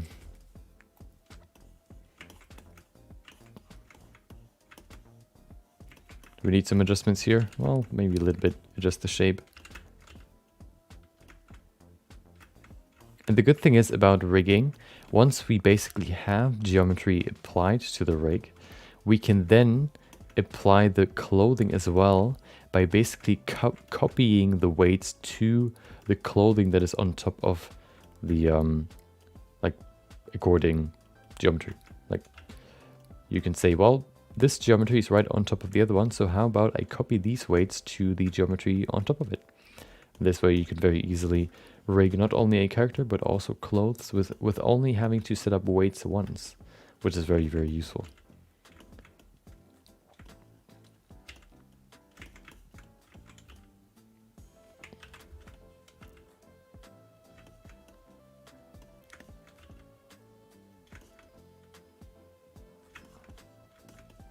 Okay. So now that everything is pretty much set up to be continued, let me just quickly check something. I can actually go into Alt Z mode, into X-ray mode, to see the thickness between the distance between the surface and the fingers. Looks pretty good here. Yeah, I think the thickness is pretty good. Oh, we have it's quite thin here. You can see it if I push it in, it's immediately there. So I'm just gonna push it out a little bit, making sure that it's not gonna pull away from the other side. There you go, just a little bit. Okay, perfect. So now that we have some more detail, now that we have everything set up, we can now add some detail. Let's talk about the structure of gloves, or the structure that we will go with, or the different variations of gloves. So I have some references already. We can maybe look at some more as well. If we go look at the reference, you can see I have different variations here. The most basic one, I guess. No, this is actually not the most basic one. Let's look at the most basic one. Is it this one? Nope. It's, I guess, yeah, this one is probably the simplest one. So this one, no, it's not.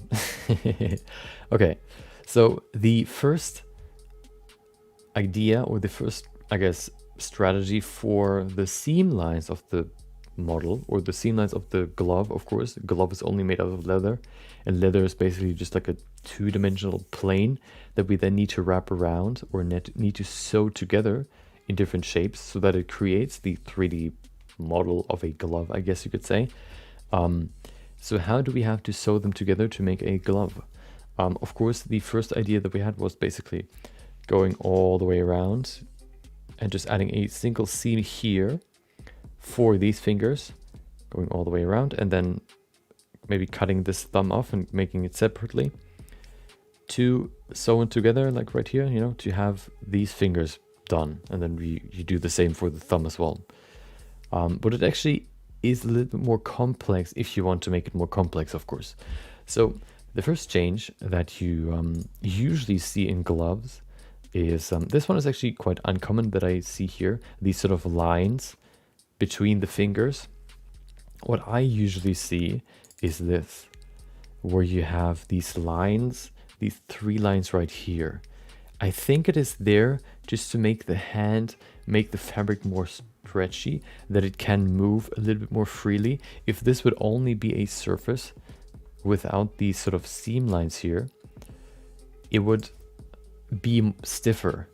By adding these sort of small holes, you could say, you make it a little bit more flexible. It's similar to like a,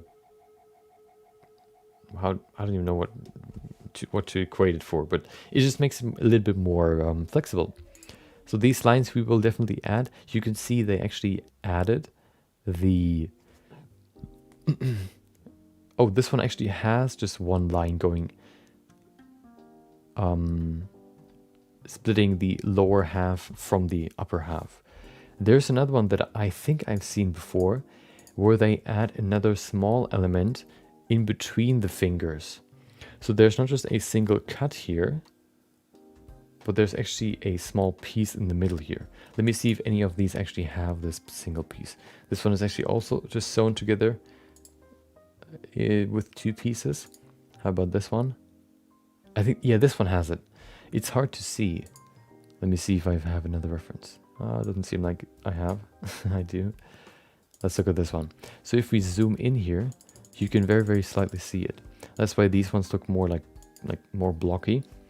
What happens here is you can see there's a single line here that then goes to the tip of the finger and then splits open, and then you have another 3rd piece in between the top and bottom pieces. You can see it here. This is the top piece, down here is the bottom piece, and then in between you have this other piece. Let's draw it into the actual model.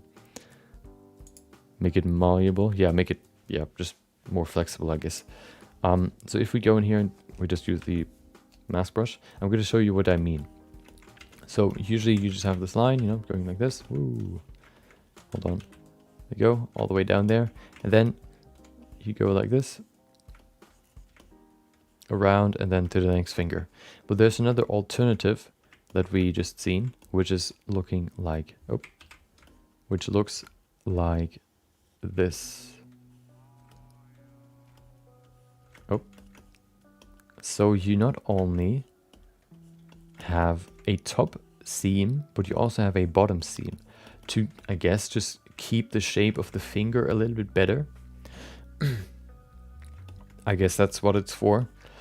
What we will probably go with is just the regular cut in the middle. I think that'll work better for this one. Yeah, we're gonna go with the basic cut in the middle. Please remove the mask. There you go. Okay. We can see with subdivisions sometimes the surface gets kind of, or the volume gets kind of smaller, so we kind of have to push it out a little bit more again. There you go. Okay, let's bring in the seam lines. So the seam lines, let's actually put in a reference here. How about this one? You can see here, for the thumb is actually disconnected from the rest of the hand. We actually did it already. We added the seam line here. Let's detail it out some more. We can see it on the inside. It kind of makes a sort of circle like this, following the palm or whatever that's called. So let's do that here as well. Refining the seam that already was here. There you go. You can see the geometry doesn't perfectly follow the structure of these seams. Well, that's okay for now. If it looks too crazy, like if it's too distorted too much, we can still retopologize it if we need to. If not, then we don't need to.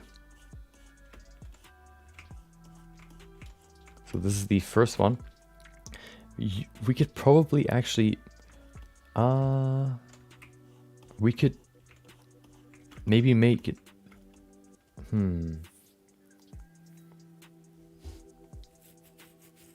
We could maybe even put the seam bumps into the inside of the glove, so that you only have a clean seam on the outside. You can see it here. There's no bump like around the actual crease. There's just a smooth surface, and then it goes into the crease, basically like this. I think that could make it a little bit cleaner. Let's do that. So if we remove these bumps, we just go a little bit deeper.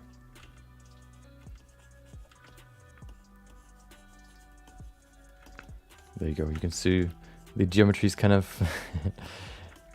stubborn. Well, that's okay.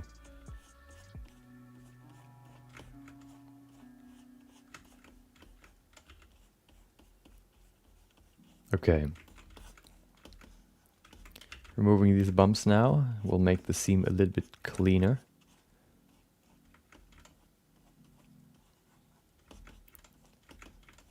Okay. There you go. Doing the same on this side. It's still very rough. We're gonna add more resolution later. Make it even smoother and even cleaner. There you go. I think that's pretty good. Let's go to the next part, which would be the fingers themselves. So for the fingers, you already see the seam right there. The difference between these gloves and our gloves is that they don't have the fingertips. So we kind of need to see how we're going to do that. It might even be better to use the alternative technique, because then I think they could look better on these gloves. I think so. Because otherwise you would have basically the holes. If you look from the front, it's basically like an eye shape, because the two pieces have to stick together somehow, so they create this sort of flat piece on the outer edges of the finger. It would look like like this, which kind of looks weird. I think I would prefer it to be this sort of cube shape, so we'll probably go with that. Yeah, okay. For the thumb, we can probably work with... Hold on, let me see what the thumb looks like on the other reference. The thumb... Oh yeah, the thumb is just sewn together with two pieces. Okay. Wait, did I deactivate? No, I didn't. Okay. Where's the thickness? Not supported in sculpt mode. Oh, okay.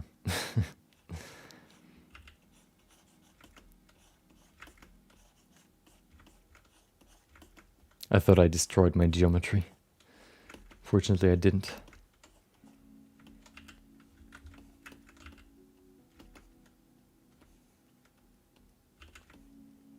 Okay, we can maybe even use the crease brush to push it together a little bit, make it even cleaner. There you go, that looks good. I like that. Good thing is, if the geometry follows the seam structure or the seam line, it'll look even better and cleaner. And we need less geometry to show the seam line. That's why retopology can be so powerful.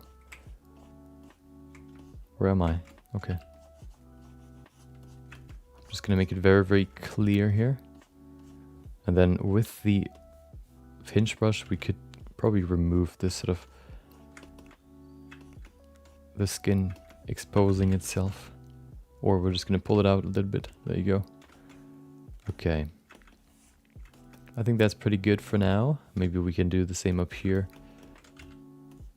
Yeah, that looks better.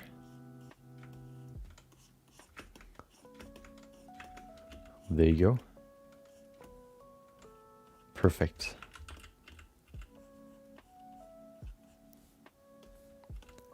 Let's go to the other fingers. So we could also think about adding some knuckle pads if we want to, because it's like a warrior fighter character. So knuckle pads could probably, you know, if they're punching, for example, would probably make sense. We can probably think about that later, though. Let me just quickly establish the basic structure first. There you go. We do the same on the inside. It seems like the seam is actually located pretty far up, somewhere over here. There you go. All the way around. Now this is in the middle, but that's okay. Perfect. Just kind of making the seam very, very visible will help that it doesn't get lost when we use the pinch brush.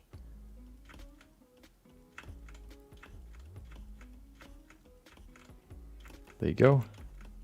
Let's use the pinch brush real quick.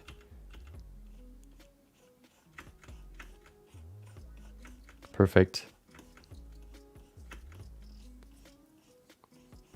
See how much cleaner it looks if we don't see these bumps on the outside. There you go. Okay. Let's kind of think about the edge here. So this is not just going to be cut off. It's actually, it needs some sort of ending. So how could we end this? Let me look at some fingerless gloves just to see how they do it. How they look. Fingerless gloves.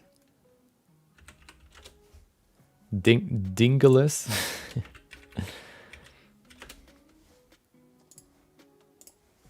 So if we look at these ones, I think these ones are pretty good. They have this seam line, or this very small seam line down here as well, or around the edge. So we can probably add that as well. Okay. It's very, it's just like a thread basically holding it together to create a good edge on the end. Nothing crazy.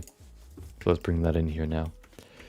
Maybe, oh no, we're going to add that probably later, because this is a very, very small detail that we probably don't really see now with the amount of resolution, or like, yeah, resolution that we have. I think the resolution isn't sufficient enough to add it. So now let's think about the structure of this. What we want to do here is we want to create the second, we want to split it into 3 pieces. The upper part, the middle part, and then the lower part. So we need to actually add 2 seams here. One right here that goes and runs over the top, like this.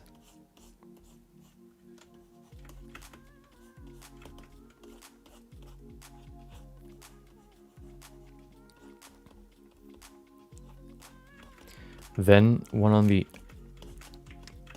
like down here as well. Let's say right there.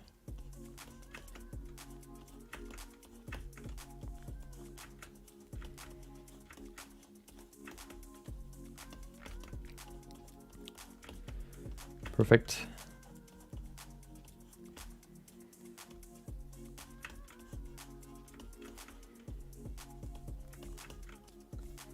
Then we push it out so we don't see the skin.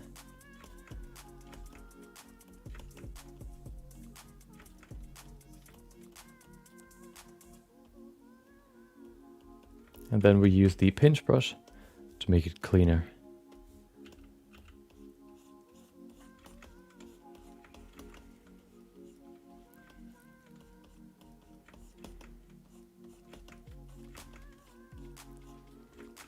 Perfect. What happens if we use the pinch brush in reverse?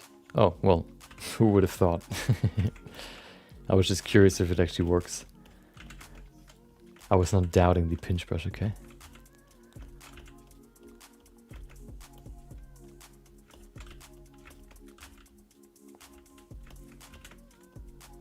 There you go. Perfect. Time to pinch.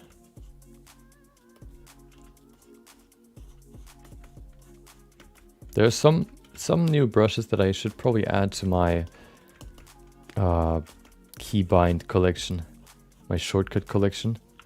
That'll probably help in the future, like make the workflow faster. De-pinching, exactly. Spreading. The spread brush.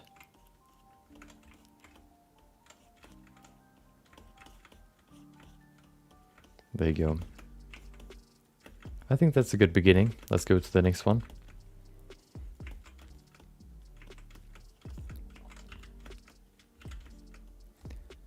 Flatten is... I don't really use flatten that much. I use fill and scrape. It basically, as far as I know, they basically do the same. There's probably a difference, but I don't know the one. Maybe I'm not really that well versed in these three. I've just recently learned the power of fill and scrape. I haven't learned about flatten just yet. I'll learn that later. Okay. So this shouldn't take too long. Then we can go to the palm, or what is it, like hand back lines or seams. Make the glove a little bit more movable and flexible. And the glove in general is pretty simple to sculpt. You know, we just have to bring in the basic structure, and then we need to add the seam lines, and then that's basically it. There's not really like, well, we can probably add some folds as well. Although folds would probably be more extreme in the different poses. For example, like if you would like grip something, the folds would probably look very, very different compared to if you would just, you know, spread your fingers. So maybe we'll add them later. Maybe that's a better idea.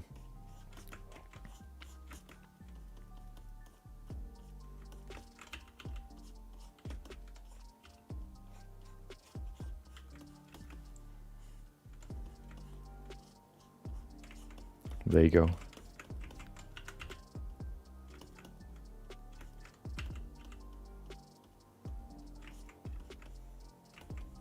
Okay.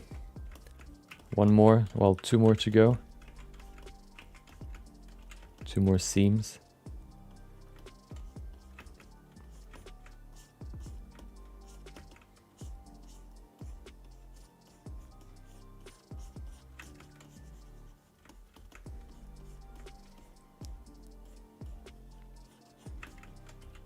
There you go, on the bottom as well.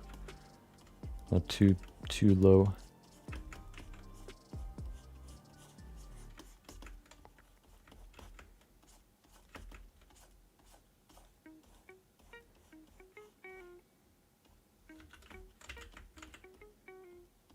The good thing is if you use retopology, you can still go back to a more low-res version of the sculpt that you're working on, which is very useful in some areas where you, for example, want to make big changes, but you can't really do it because it's so high, like the density is so high that it's hard to do these big changes. Multi-resolution saves all the previous resolutions basically. And it basically, you can go back on them, and if you change a big resolution, or like a small resolution, these changes will be applied to the high quality or high resolution model as well, or version. New song? No, this song is very old. Hold on, what song is that? It's from, yeah, Stream Beats, The Motion. I don't know which album that is, but I think, yeah, that's one of the oldest songs. But you know, I have 16 hours of music, so you know, probably not gonna hear the same sequence at least of songs in a stream.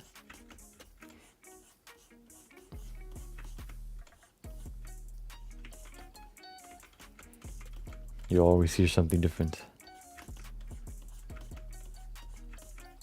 Okay, so what does the end look like? The end, oh, okay, there's a seam on the inside, okay. We could probably add a small bump here as well. Yeah, we can probably do that. Just to kind of give it at least a little bit of some detail there up there as well. Otherwise it just kind of looks weird, I think.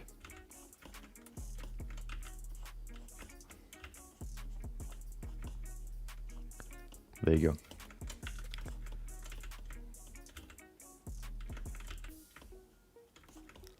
Okay, let's pinch it up.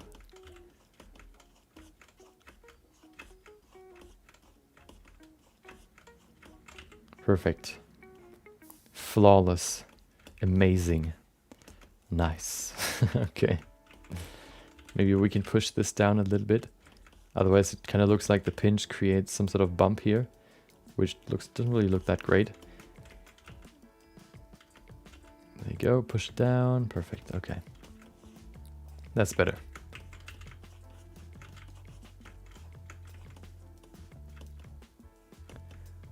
Perfect. Let's add the stripes right here. So the stripes were already here, but now they're gone because of subdivision smoothing. They're actually pretty different in the concept art. Let's look at the actual in-game model to see how it looks. I don't think you can really see it. Oh, that's an interesting in-game model. Hold on. This one. Okay, yeah, they're actually just normal lines. But they get wider the further out or the further they get to the fingers. Let me quickly show you what I mean. So they're definitely in between the fingers. We have one right here. There you go. We have one right here. And then we have one right here. But what they do is they get wider as they get to the fingers, like this.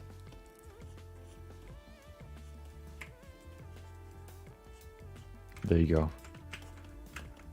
Similar to the, I think Disney characters have that as well on their like gloves that they wear. I don't know though, maybe. There you go. It's something like this. The distance between the two looks weird, so I'm gonna move this over a little bit, over here, just to kind of equal the distance. Perfect. Okay. Yeah, I think that's pretty good. Maybe they're a little bit too wide. That's probably better. Okay. There you go. Now we invert it, and then we can just simply use the inflate brush. Can we? Let's see what happens. Oh, of course we can. There you go. Perfect inflation. Let's add small bumps here. I think here it kind of makes sense because there's another piece of leather sewn like underneath, and it has to kind of, you know, it creates a bump right here. Oh, actually I went in the wrong direction here. There you go. If the fabric can't really escape to the bottom because it's being sewn together there, or because there's already a piece of leather, it needs to go up. So that's what it does right here. We can maybe even end it in a sharp corner like this. Corner, sharp edge. This might be too far forward. I think it is. So let's push it back a little bit. Maybe to right there. There you go.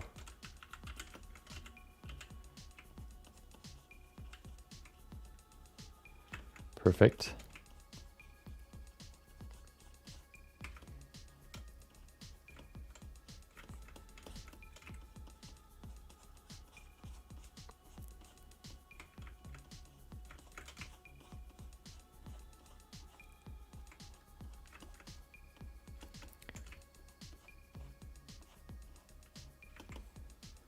There you go. We have the stripes as well. This one looks quite far away. It seems like this one is lower than the other ones, or further away. So I'm just gonna move it closer a little bit. Gonna extend it a little bit, maybe to over here. That's probably better. There you go. Okay. Now this one looks too short. I'm just gonna move them closer and closer to the original.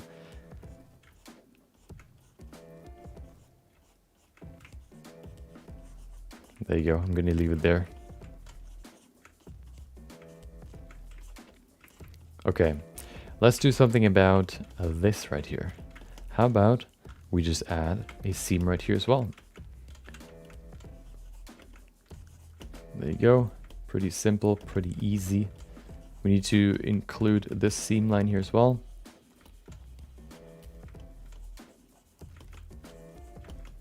We can just follow this edge around like this. Perfect. All the way to the end. And then the geometry kind of splits up as far as I can see, but not that great. So it still looks pretty good. There you go. Perfect. Let's pinch it. There you go.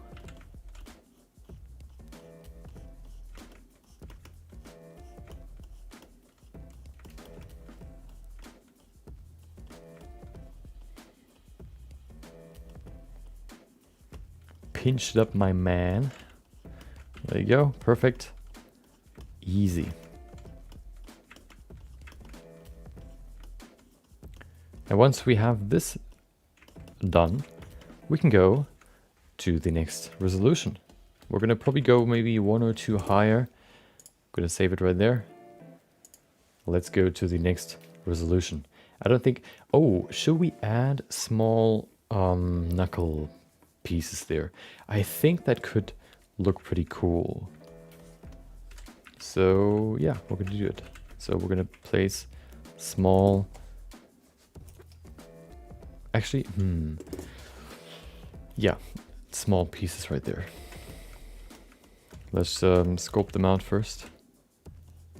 I mean, mask them out. One right there. One right here. One right there. And then one right here. Maybe the size differs a little bit. Let me adjust that. There you go. It's supposed to be quite a light armor, so the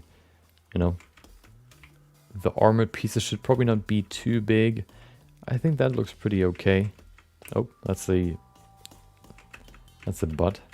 There you go. Do you usually have padding on your thumb knuckle as well? I don't think so. No. If you do this, you don't really punch. You don't really get in contact with this one. So you probably don't do that. Except for when you do this, I guess. And even then, it's not even the knuckle. Okay.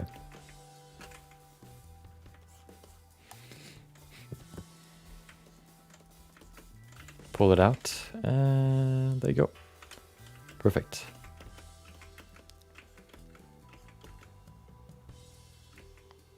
I think they're a little bit too low, so how about we change them?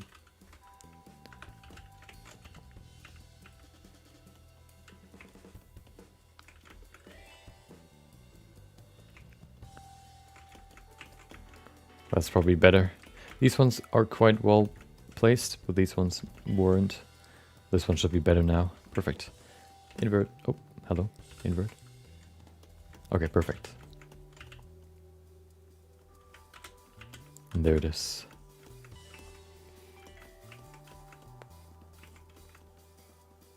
Do we need more? We can smooth this a little bit. Okay.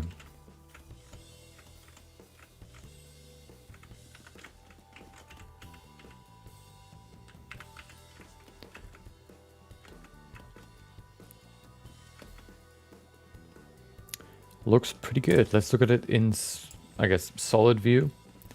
Yeah. We can see some weird structure here, but that's okay.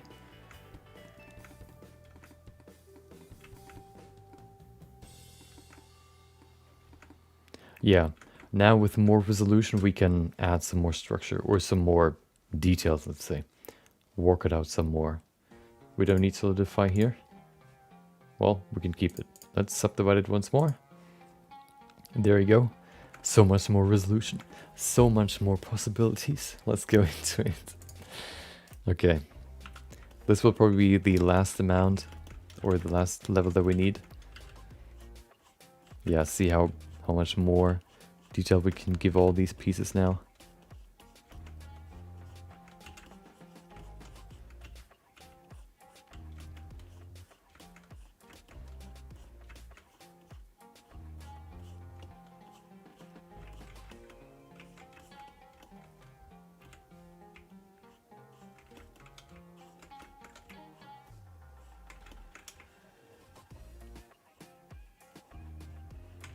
There you go. Add the bump again.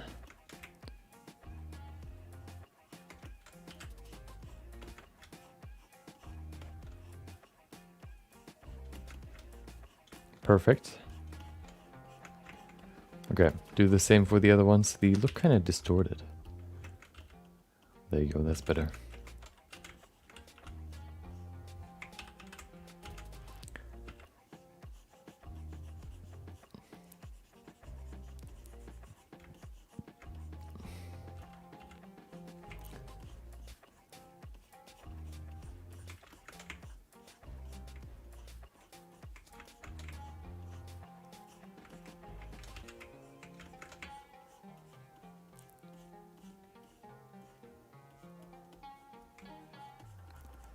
Okay, perfect.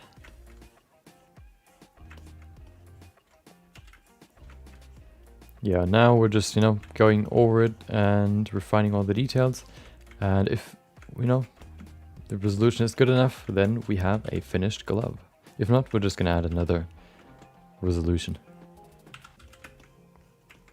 Level of resolution, or subdivision level, whatever you want to call it.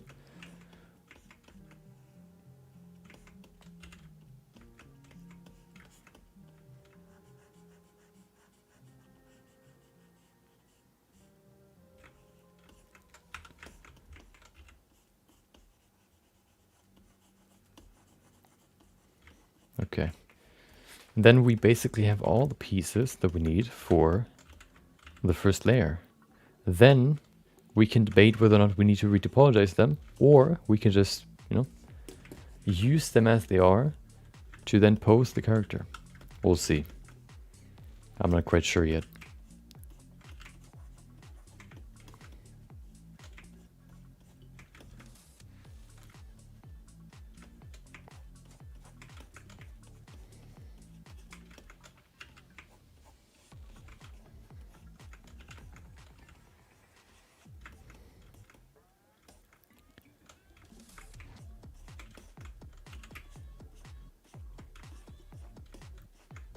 There you go.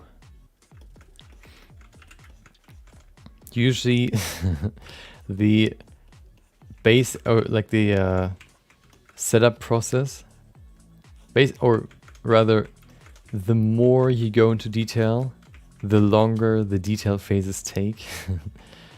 That's always the development. The first layer is always super quick. You just set up your base shape, make sure everything looks right, and then the more subdivision levels you add, the longer it takes. The longer it takes to finish each one of them. But of course, it's all worth it in the end. Hopefully. You of course shouldn't get lost in, details. That can happen very easily.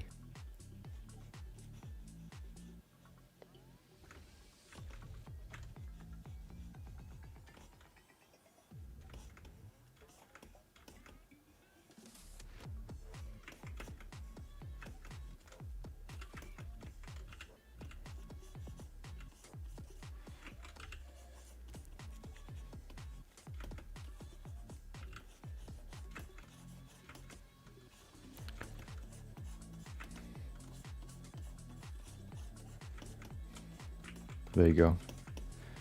The pads right here look pretty good. I don't know if we need to do... We can maybe smooth them out a little bit. Make it more part of the overall glove, I guess, piece here. Like this. They don't need to be that sharp. Maybe we could also make it so that they're basically sewn on. But I think I want to have them underneath. I think that'll look better. Leather is quite hard, so this wouldn't really be a big fold here. This would actually be very smooth. More like this. It's probably better.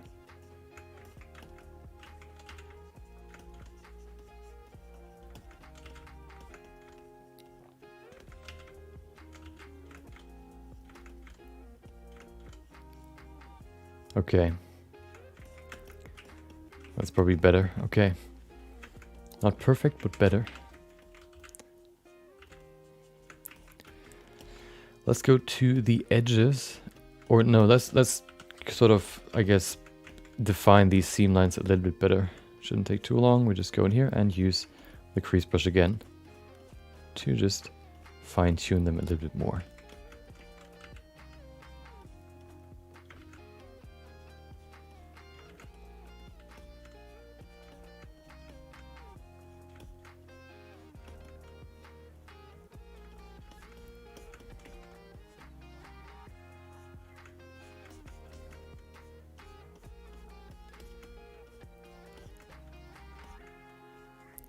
There you go.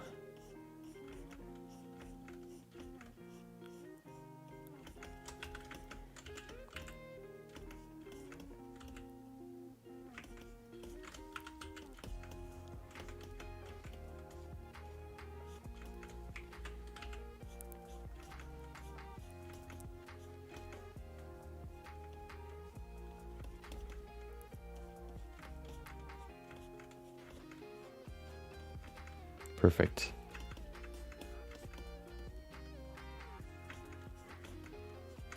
There's always these different stages of these, you know, these I guess modeled, or the character creation process.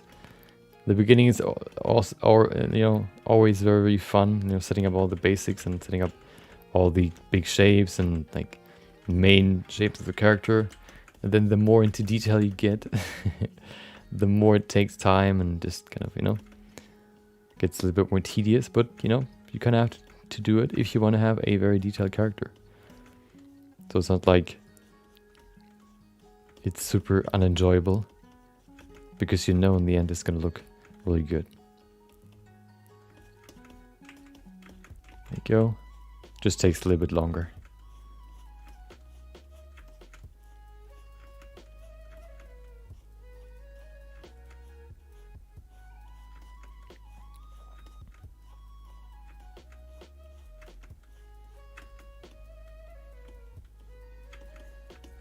Details are fun, yeah.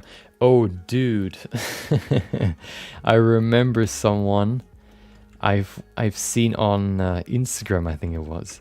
So there's someone that always does these super high detail likeness sculpts that look basically realistic, like real, like a photo.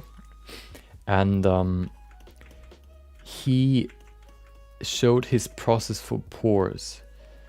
He basically has a brush with a single pore basically on it, and what he does is he uses this brush and he draws out, he uses the anchor method where you can like draw out how big it's supposed to be, and he places every single pore individually.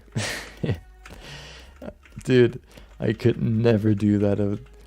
I don't know, I would just die.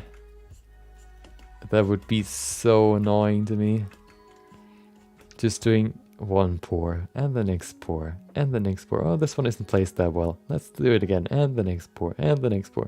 Dude, that would take so long.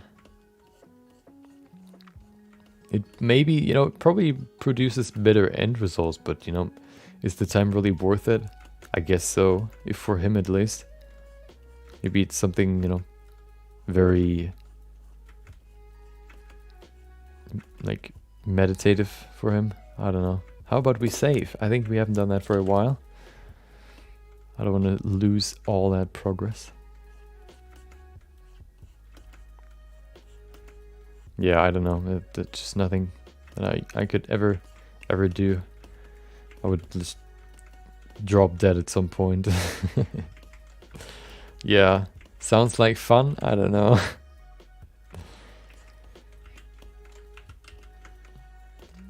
Not for me, at least. Okay. now that we've detailed those. I don't remember the name. It was probably a few years ago. Well, probably like 1 year ago. I can't remember who it was. Let me sit back down. Hold on.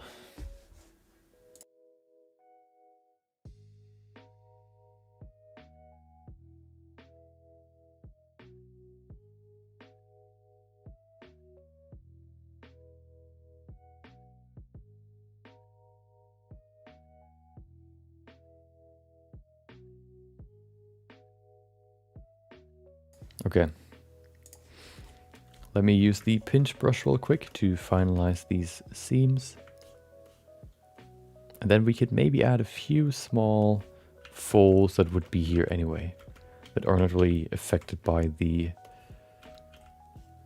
What is that? Please use the pinch brush, I beg you. There you go. That are not really affected by the pose itself, but are actually just there because of different, I guess, stiffnesses, different tension on the fabric itself, on the leather. There you go.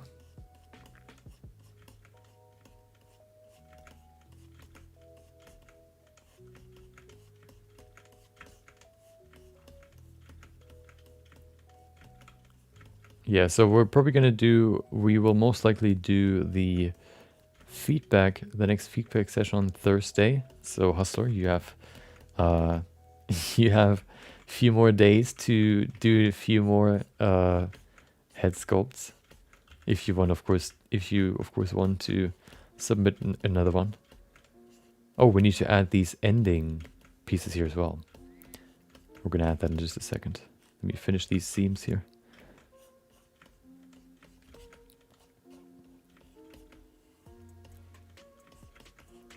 Oh.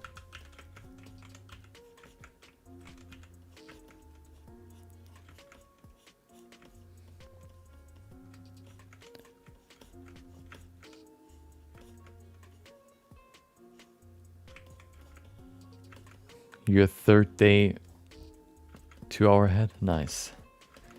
I think 2 hours is a good good amount of time.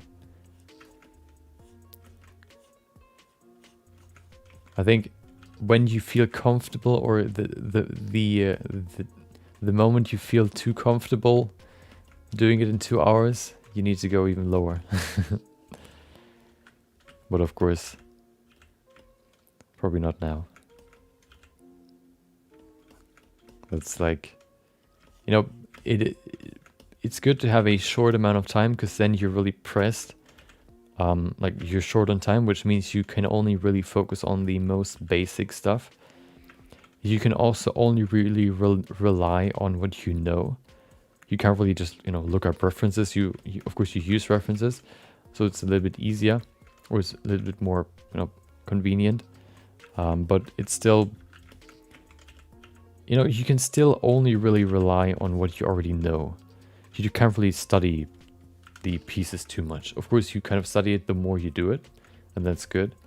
But you can't really, you know, look at the reference for an extensive amount of time. Which means you need to rely on your already known skills, and then you can reflect on them, and you can say, well, now I know that I want to do this better. And then you expanded your skills, basically. You level up with every piece. You level up.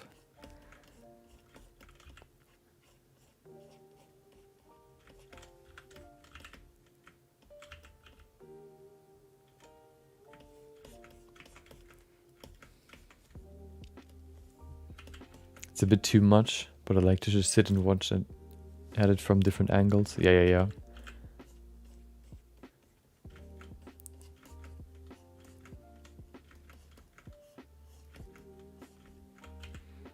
The thing is, all heads are going to be different, because I tried to experiment with different sizes of features on each head. Yeah, that's also good.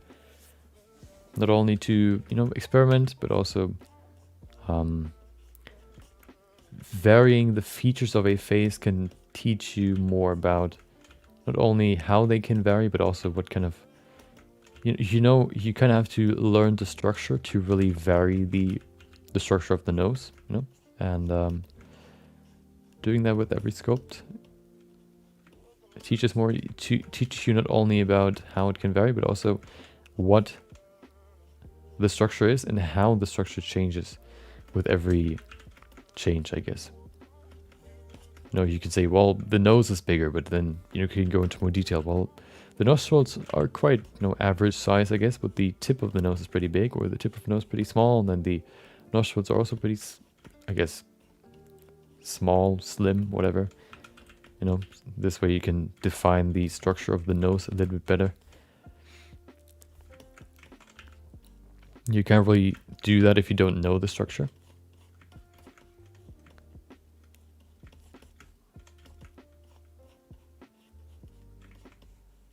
There you go.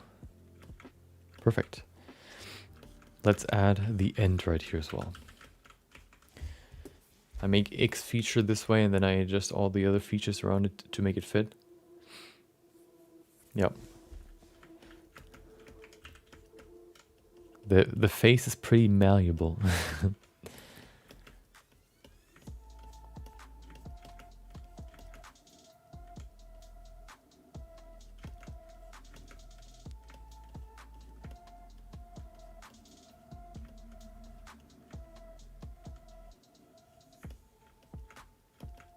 So let's see if the pinch brush works here as well. Yeah, sort of. It kind of removes some of the silhouette on the outside, but I think that's okay. It's not too bad.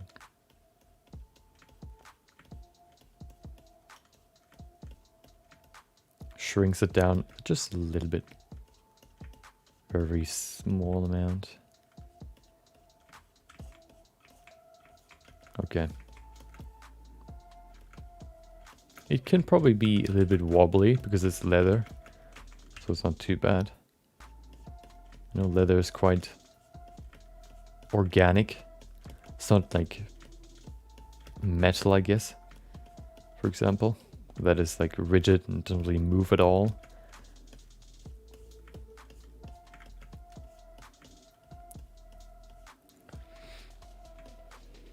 Oh, hold on. There you go.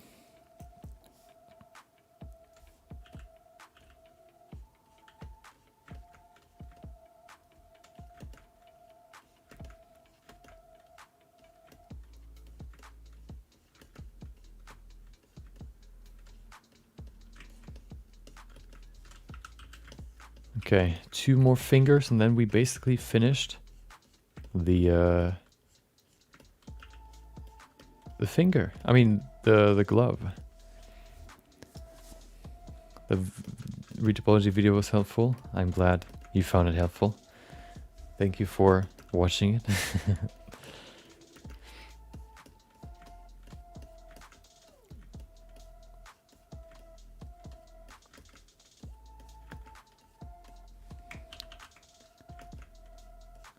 I kind of, I like doing these, I guess, short introduction videos, because it kind of lets me go through the entire process, and, the challenge sort of is to make it accessible for any skill level, which is, sometimes you kind of have to be, or you always have to think about, like, how did I do it like back then, and kind of what questions did I have, or sometimes people ask questions in the comments, or stuff like that, and it's I don't know, I just remember when I started, and I started pretty late, 2 years ago. There were already like quite a lot of tutorials, but even I had some questions about either retopology, how to create a realistic hairstyle with hair particles or stuff like that, where I couldn't really find a good tutorial on YouTube. And yeah, kind of, I can now fill that gap myself.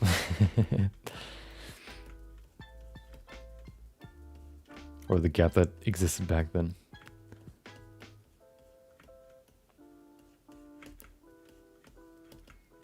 There you go.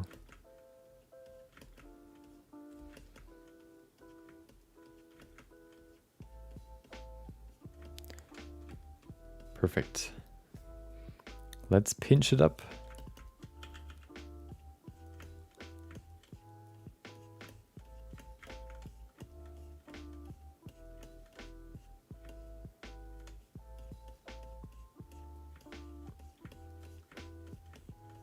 Okay. And that's the glove. I don't think we need to do more except to add some small bumps. Before we do that, let's just go into layout real quick. I want to see what it looks like. I think that looks pretty good. I think that looks appropriate. Oh, we need to do the thumb. Hold on. The thumb is not done yet. The thumb looks like it was just cut off.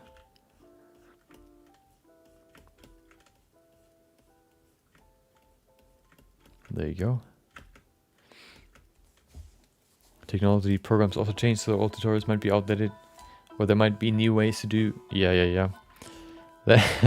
I think we talked about that before. How you can basically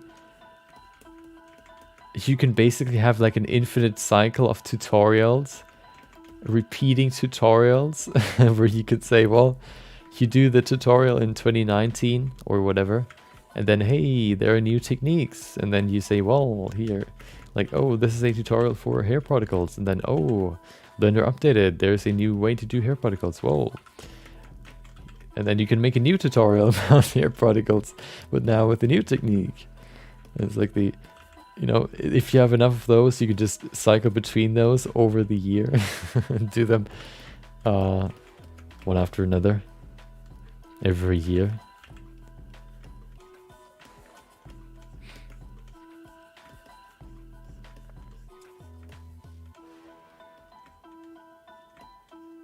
Here's the hair particle simulation. I mean, hair particle hairstyle tutorial 2020. That is actually, yeah, that's what we talked about. How just adding the year or the version, at least that is my opinion, seeing that a tutorial has the correct or the current version number, or at least the current time, let's say, well, retopology tutorial from 2021 or whatever. I think that makes it even more appealing, or that makes it more interesting than if it wouldn't be in the title.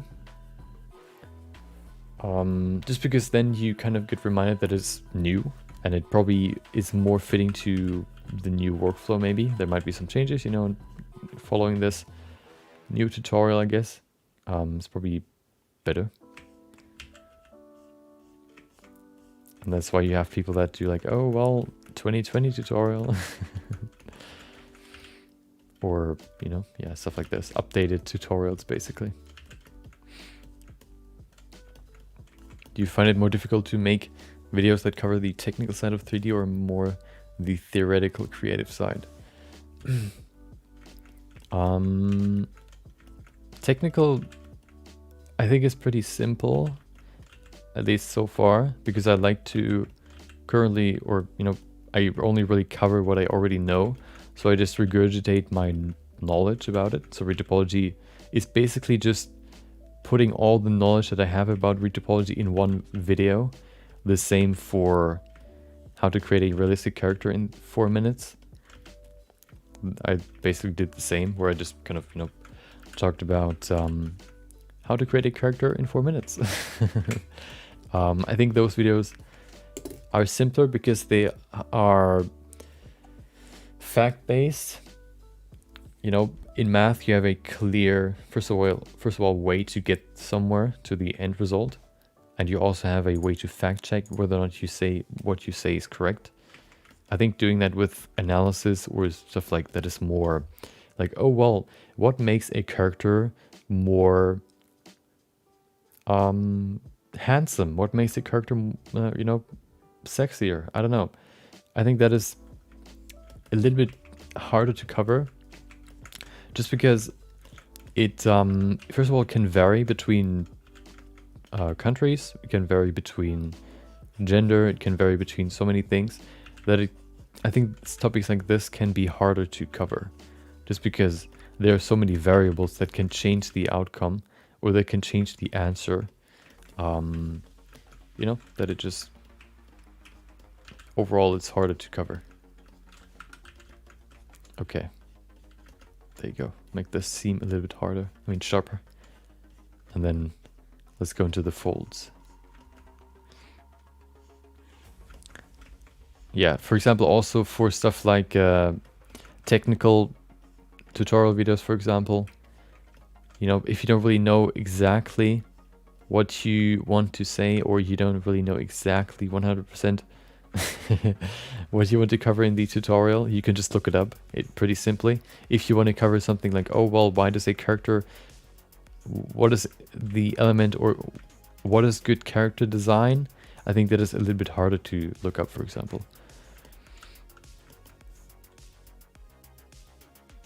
There you go. Yeah, technical stuff is just more set in stone. You just repeat it instead of either reframing or trying to put your thoughts into words.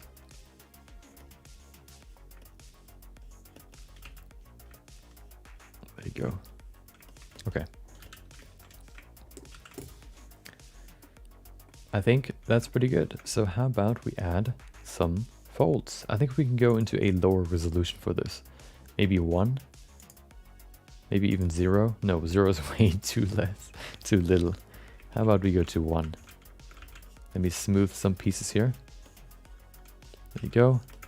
Okay.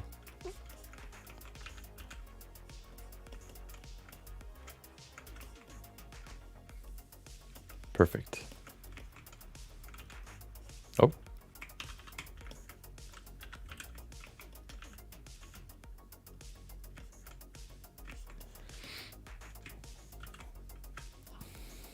Okay, so let's look at some references. So this one's probably not a good reference. How about this one? Are there any? Nope. Not really visible. How about this one? Okay, so this one has a lot of folds. We can probably add a few of them. For example, these ones here on the side. I think these lines kind of stay the same every time, except for maybe these ones. If you move your fingers down, they will probably crunch together more, so you have some more folds right here and between the fingers.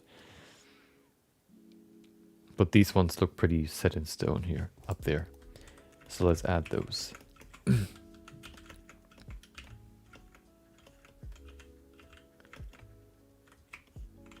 Oh, that's quite strong.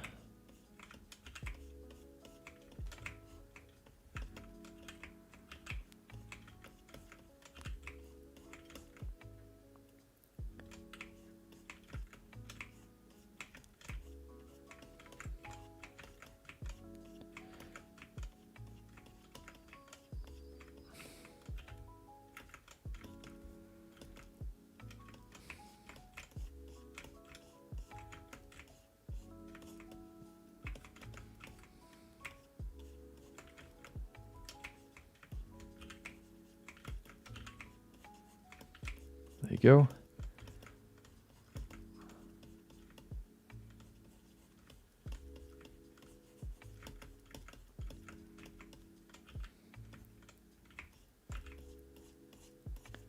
We need more depth. Let's pull these folds out some more. Right here. Perfect. I think we can go pretty big on these. At least the big ones here. Maybe we can even change the fall off, although I think I like the fall off.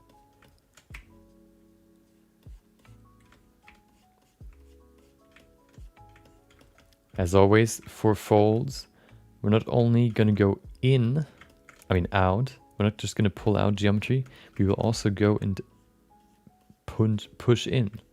This way we can create depth very easily. There you go.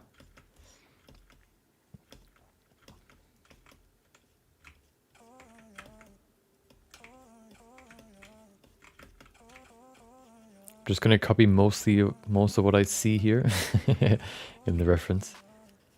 I think that's the best way to do it here. I don't want to go too far out. These folds are supposed to be quite small.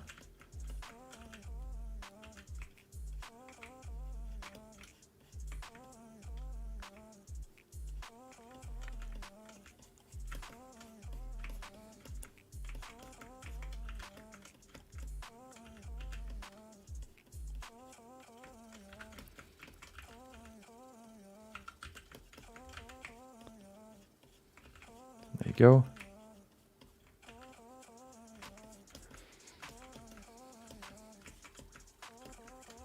And the more folds we add, hopefully, the better it looks.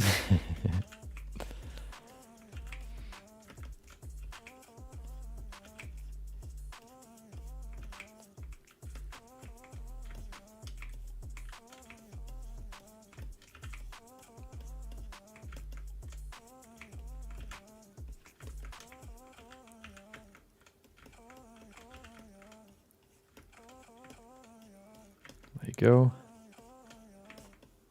Yeah. This side begins to look pretty good. We just need to work on it some more.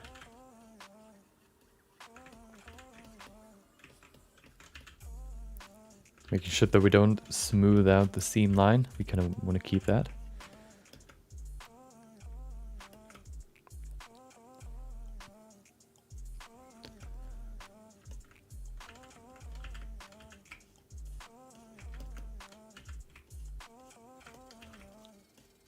Your body has a lot of folds, but isn't that pretty?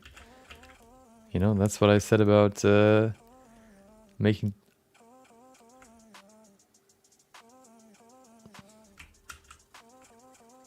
It froze because I smoothed too much. Making, you know, that's why what I said about making more theoretical videos. Some people like it, some people don't, you know. Let's see if we lost all the folds. Yes, we did. Hell yeah, let's start again. How about fixing the error that when I smooth too much, that it just breaks the program. I hate it. Okay, let's do it. Let's do it again. At least we didn't lose that much.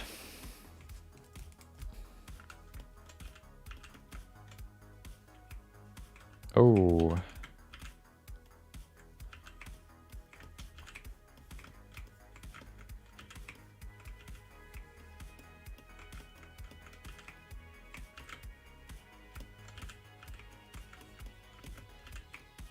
Maybe some people like folds, you know? Some people like old people, you know? So maybe you appeal to those.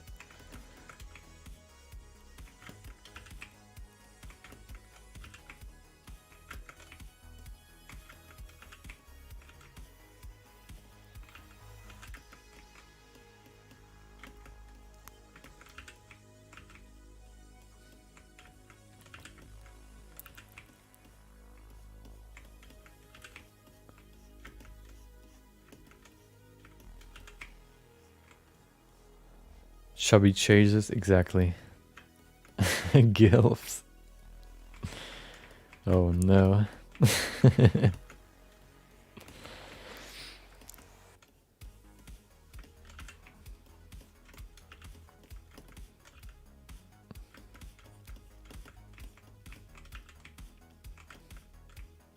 Yeah, that's, you know, that's the problem. If you want to make a video about, hey, what makes a character sexy, you know, you have to add everything basically.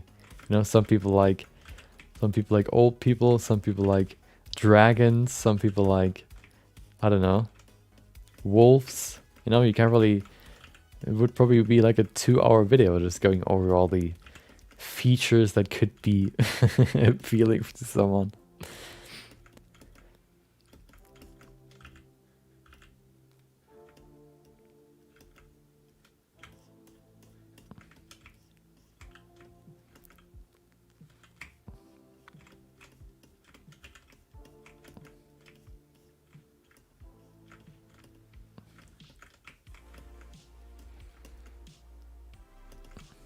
Exactly. You just you make a video how to make your character look appealing, and then you first just create a normal character, like a human character, and then in the end you say, well, and now we add the fur, and then we add the big nose, then we add the or the animal nose, whatever. And we change the head shape. We add the big eyes and the big paws, and then after some time it looks perfect.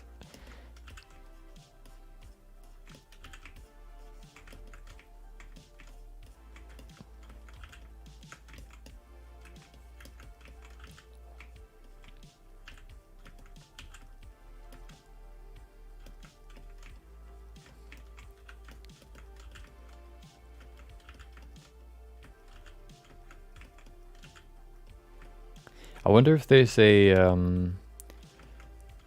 probably, but you know, if there's a professional animation or something that uses the aesthetic that you commonly see for like furries, you know, where you have these human-like characters that still look like, you know, for example, a wolf or something, but they have a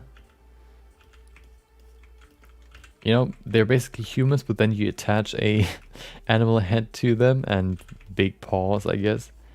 I wonder if there's a professional, let's say, cartoon or something similar, like a TV show or something that uses this style. Because it has to come from somewhere, you know. Maybe there's a certain source for it.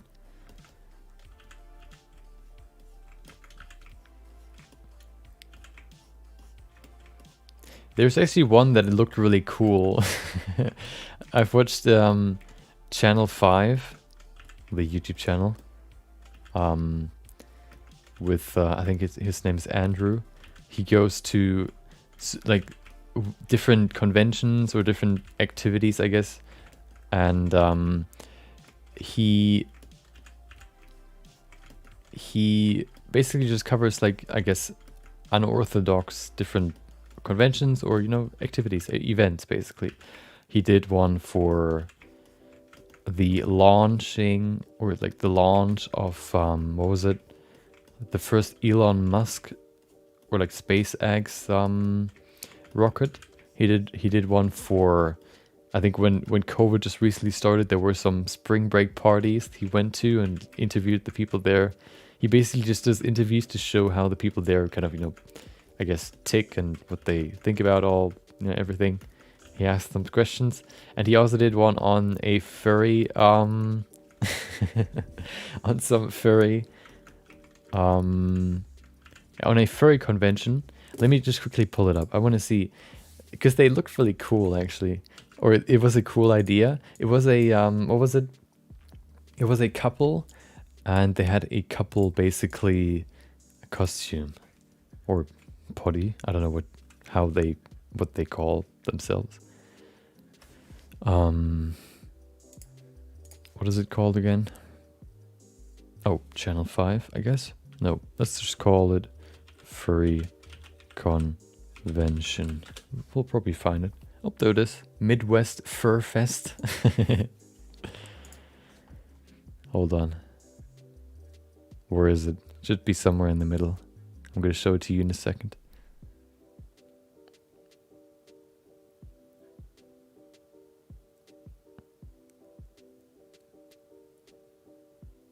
Hold on. Oh, it's actually at the end. Come on, where are you? It must be somewhere.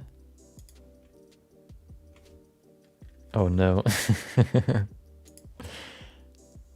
I'm just saying that I'm looking for it, okay? I'm not actually doing it. Come on, where are you? Oh, I know where I am. Okay, hold on. Come on. Nope. Come on.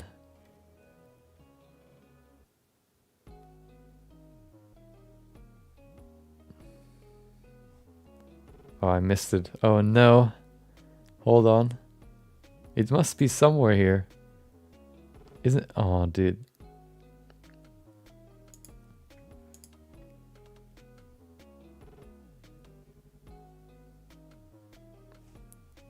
It's research, of course. It's not anything different, okay? It's just widening the horizon, extending it, okay? Nothing else. Come on, where are you? Nope, not this one. Nope, that's just a dude. Come on. Nope, that's just a dude.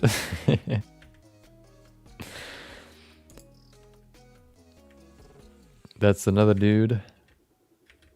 Smoking. Oh yeah. I don't really have research, I just have references, you know? 500 gigabyte of references, very important. I call them don't delete, don't look, don't ask. That's the reference, this reference name. Hold on. Come on, where are you? Oh, that's a beaver. Eating a sandwich. Nope. Oh, there was a mouse. Okay, we have a mouse. Hold on. What? Oh no, that wasn't a mouse. Come on, we're...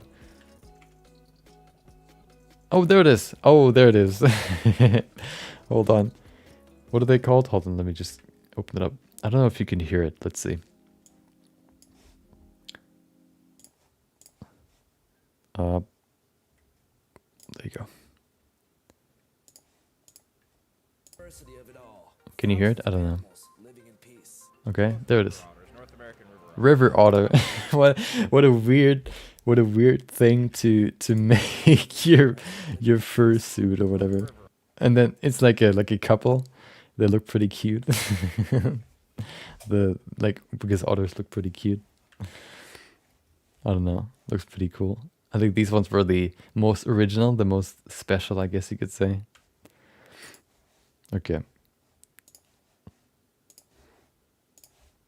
Back to professionalism, okay? If you could call it that. Back to folds. I think that's a better way to say it.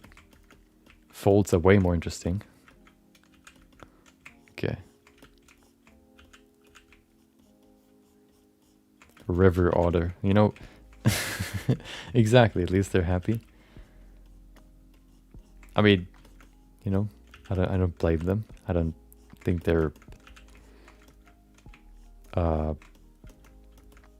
doing something bad. Exactly, professional time, professional hours. No time for research. More time for reference research, okay?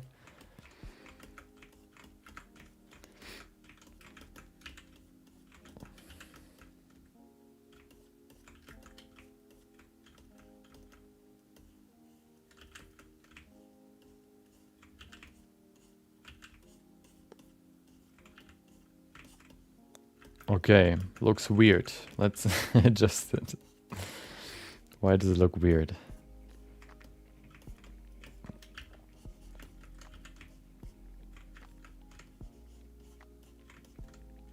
I don't think we can really...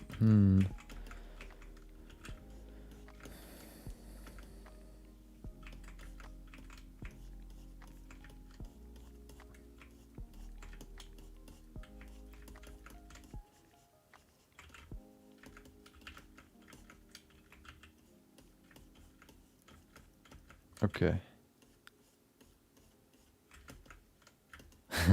I'm actually gonna be pretty I think it would be pretty cool if anybody, you know, or probably at some point maybe somebody submits to the feedback channel like a furry character.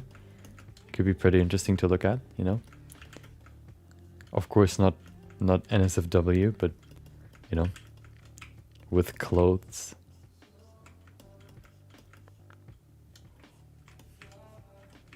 I'm not gonna say, well, no, we're not gonna look at that. Not gonna discriminate.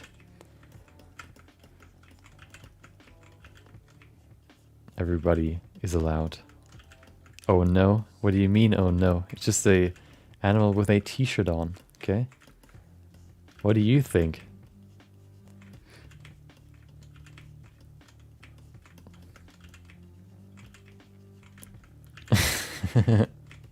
Exactly. There you go.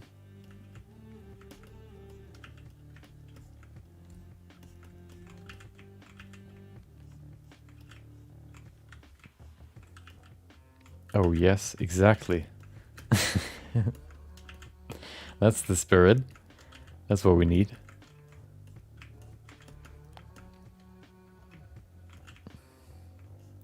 Okay. Yiffer. I don't even know what that is. You know too much. You know too much about the space to hide it. Okay. We outed you. No, we figured you out. Okay. You gave up your disguise. There's no going back from this.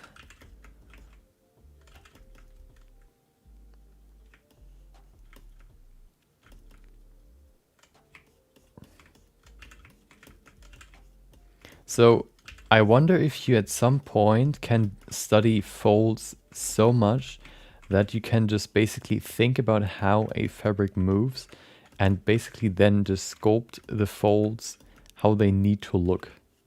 You know? Similar to how you can study a human face or human anatomy and you then know without having to look at references what it really looks like. I wonder if you could do that with fold as well. Probably, I would imagine. Would be pretty crazy. You know, just kind of doing it. Imagine just doing it. Imagine that.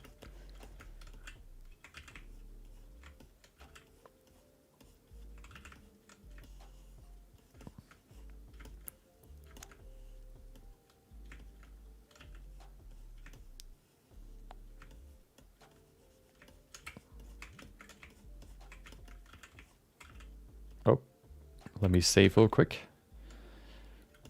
Yeah, folds are pretty similar to, well, maybe not water necessarily.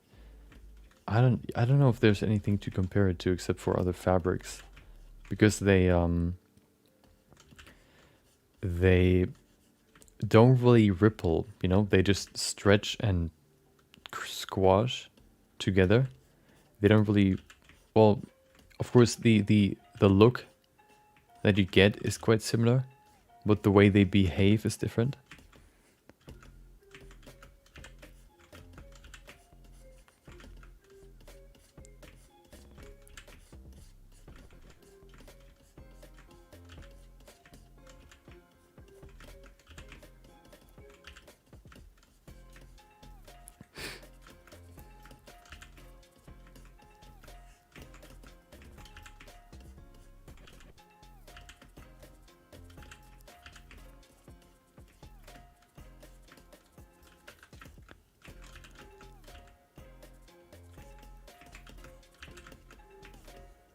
Okay, I think these folds up here look too crazy. I'm going to smooth them out just a little bit.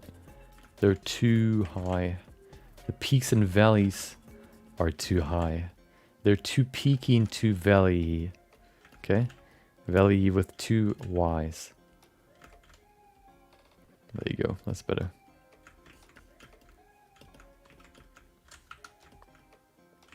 So let's go between the fingers.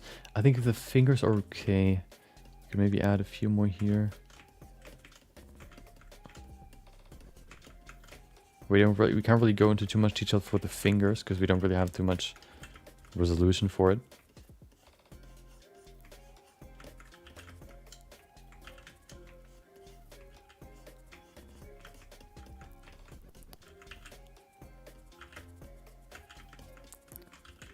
We can maybe add a few more here.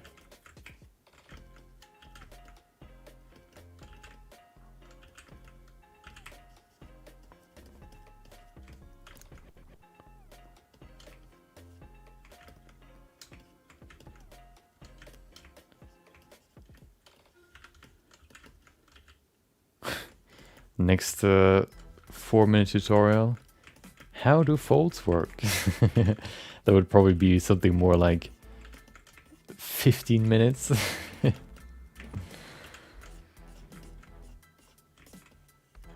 First, I would have to understand it myself fully, or not really. I kind of, you know, it's kind of understandable when you see it, but it's different when you need to do it yourself. You know, similar to speaking a language.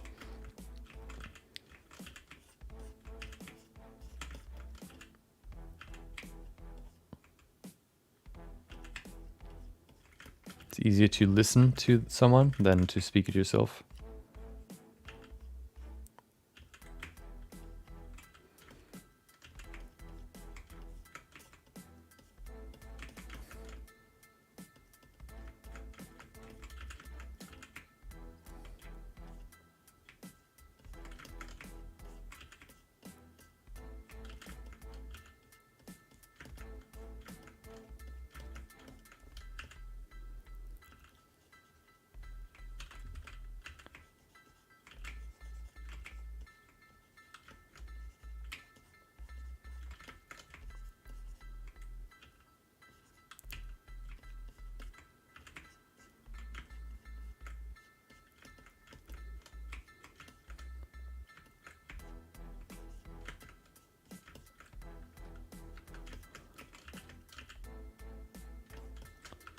There we go. Almost there. Last few meters. Well, that's quite a decrease. How about we reduce that a little bit? There you go.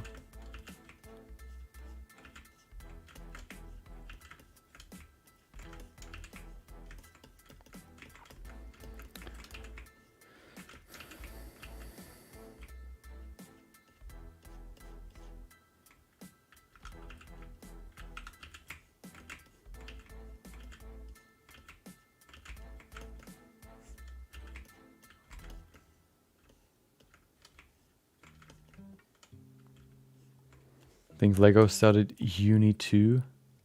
Oh. I mean, you know, just because you're here sometimes doesn't mean that you have to be here all the time. You know, that's why YouTube is so much more popular than Twitch, for example. Not just because Twitch doesn't really exist in some countries, but also just because live is something that you can't really, you know, attend all the time. You can have to. You could, you know, spend your time elsewhere, or you don't even have time. You're not really, you know, maybe even at your PC. That's why live doesn't really can capture as big of an audience, let's say, than videos, because videos can be watched anytime. That's the good thing about YouTube live streams. You can the live streams basically just become videos, so that they you know, people can still watch them as regular videos afterwards, which is pretty convenient. Any opinions on Tesla bot? Oh, you asked that before, right? Tesla bot? What is that even? Hold on. I don't know what you're talking about. Show me. What is that? That's not real. Okay. I just saw him dancing and then I already knew. Okay.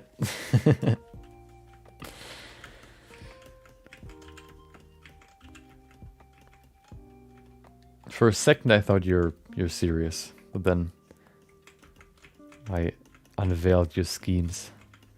Okay. You're not gonna ruin my professional hour here, okay? Professional sculpting session with these mere tries. These pathetic tries. He wants to build a humanoid robot. I mean, isn't that what is it, not General Motors? What are they called again? The one from the UK that built the dog robot, and the other robots that can walk and juggle stuff and hold stuff in their hands or their balls. That sounds weird, but they have like balls as hands. That sounds even weirder. Oh no. Okay, I think we're in a good spot here. It's, you know, okay, I think it's acceptable. It's not perfect, but it's, you know, better than nothing. We could go into more detail with higher resolution, but we can also not do that.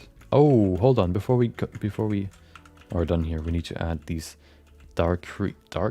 deep creases here. These are very important.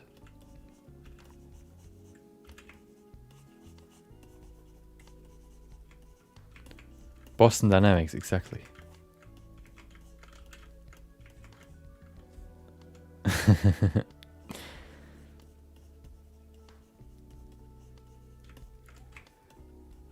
Yeah, they've done like humanoid-like or animal organic robots, let's say, for quite a while.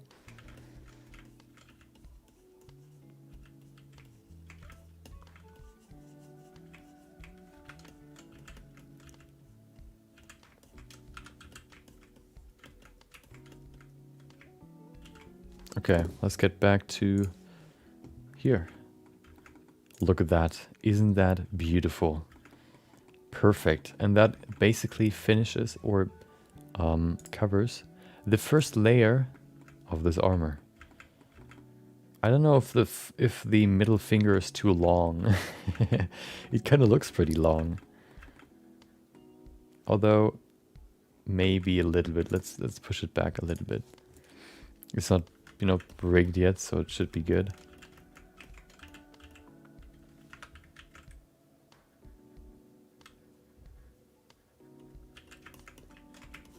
Oh. Want to see how Tesla pulls off a perfectly standing up straight bipedal robot? Wait, isn't that what Boston Dynamic did like a few years ago? Just standing and maybe even doing a doing a somersault, a backflip. No, yeah, backflip or front flip. I don't even know.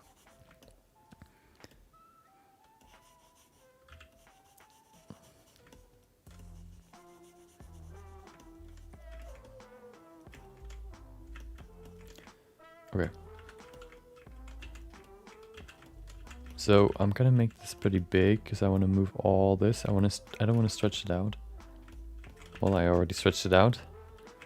I think that's better now. Okay.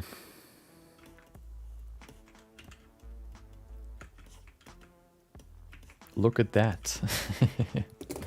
Okay. I think that's pretty okay. Pretty okay for this first glove that I ever modeled, sculpted. Let's bring everything back. So we can see, we can look at the first layer of armor. There you go. Oh, we don't need those arm braces just yet. There you go. What happens if it falls over too many times with posable fingers? Yeah, I mean, you know, I don't know if that would really happen. I mean, you know, I wonder if you can train... Oh, hold on. I don't need you anymore. I wonder if you can train... So I've seen these videos. Let me just pull them up real quick. Oh, there you go. Hold on. Speaking of fingers, those are some nice gloves. Thank you. I'm very proud of them. I'm glad you like them. Tesla and Elon are overvalued and too hyped. A lot of the stuff he pushes are just dumb. Yeah, I mean, you know, I think it wears off slowly but surely, but it's still pretty high. The Boston Dynamics robot is still being worked on, and Mr. Musk does seem to have a lot of hype. Yep. Hype doesn't really get you like very far if it comes to technical achievements, I guess. But yeah, hype can, you know, give you a lot of money.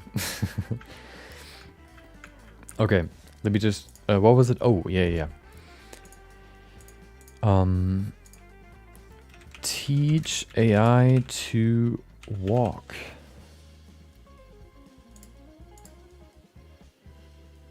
Nope. This one. Oh, there it is.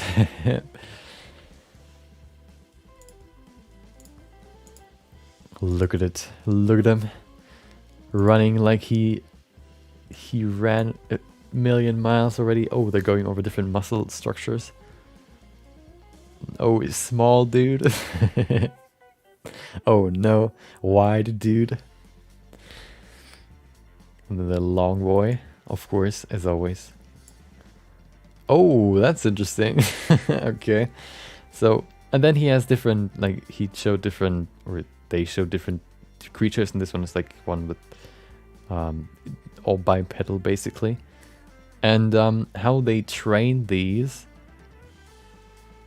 is, oh yeah, there's one that, that super super groovy. Let me see if I can find them. And then he showed different, like, I guess generations, like the AI learning how to move the muscles to move. And I wonder if you can do the same for robots. The problem, oh, here's the grooviness. There it is. Pretty crazy how long this one walked until it, I guess, yeah, died. I wonder if you can do the same technique for, like, real robots as well. Or if you can basically rebuild, if you can build the real rig or the digital rig like this one, if you can build this in real life so that you can then cover what the AI learned in the program and translate that to real life. I wonder if that would work. Okay, that's pretty interesting. Day 3 had done and posted. Nice. The future of gaming. I mean, I don't know if that's the future of gaming, but how could you, I mean, I don't think, well, I think procedural animations will probably be something that'll be more common in the future. But I don't know if you can cover it perfectly. Or what if that can cover everything. It can probably, yeah, you know, I don't want to speculate too much on stuff like that. Come on, get up there. Oh, there he is. He's just running through like a champ. There was another one though. Hold on, let me see if I can find it. There was one with where it was like carrying stuff. Hold on, teach AI teak, nice. Teach AI to carry.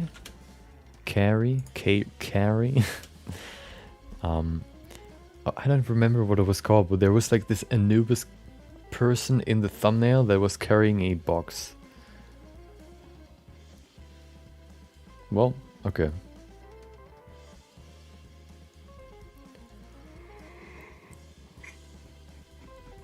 Okay.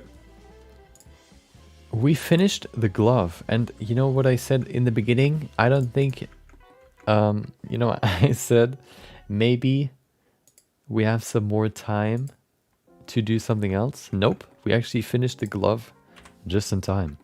So now the first layer is done. Now the next part will either be retopologizing the different pieces or rigging the different pieces. I discovered if the vertices are not too high, especially if you just want to pose the character once and then it's done, you can apply a rig to a retopologized mesh as well. Wouldn't really make sense for animations because it's so slow, but maybe it works for this. What I'm kind of scared, what I am scared of is that applying it to this mesh, for example, which is very, very dense, you can see it here, this one as well, it could be the problem that this is just too dense to rig with the, I mean, compared to this. See how big these faces are and how big these are. We probably at least need to retopologize this piece, this chest piece. And the pants. The boots might be okay, but we'll have to see. They're very dense. The problem might not even be moving the character, but actually just applying the weights, because I tried it before with the unretopologized version of this dude, which actually has quite a low resolution comparing it to this piece here, for example. So I don't think I think we have to retopologize. It could be possible that we only need to use automatic. Maybe automatic retopology is good enough with some shrink wrap applied to it as well. We'll have to see. But now we finished the first layer. We can now go to the next one, the more interesting layer, or well, after we pose the character. The glaive will be interesting as well. We'll see about the glaive, and then of course we have this dude as well. So there's still some stuff to do. But that's gonna be it for today. Hope you enjoyed. Maybe you learned something about how to sculpt gloves, looking at the folds and all that stuff, at the seams, and how you can create different styles of gloves with either this piece in the middle or with no piece in the middle. Yeah, tomorrow it'll be either, yeah, we'll try around with automatic retopology, and if that doesn't work, we're just gonna retopologize these pieces. And then, yeah, we're gonna go into posing the character. So hope you enjoyed today. Thank you for joining. Thank you for listening. Thank you for watching, chatting, or just being here. I hope you enjoy the rest of your day. Maybe I'll see you next time. Until then, take care.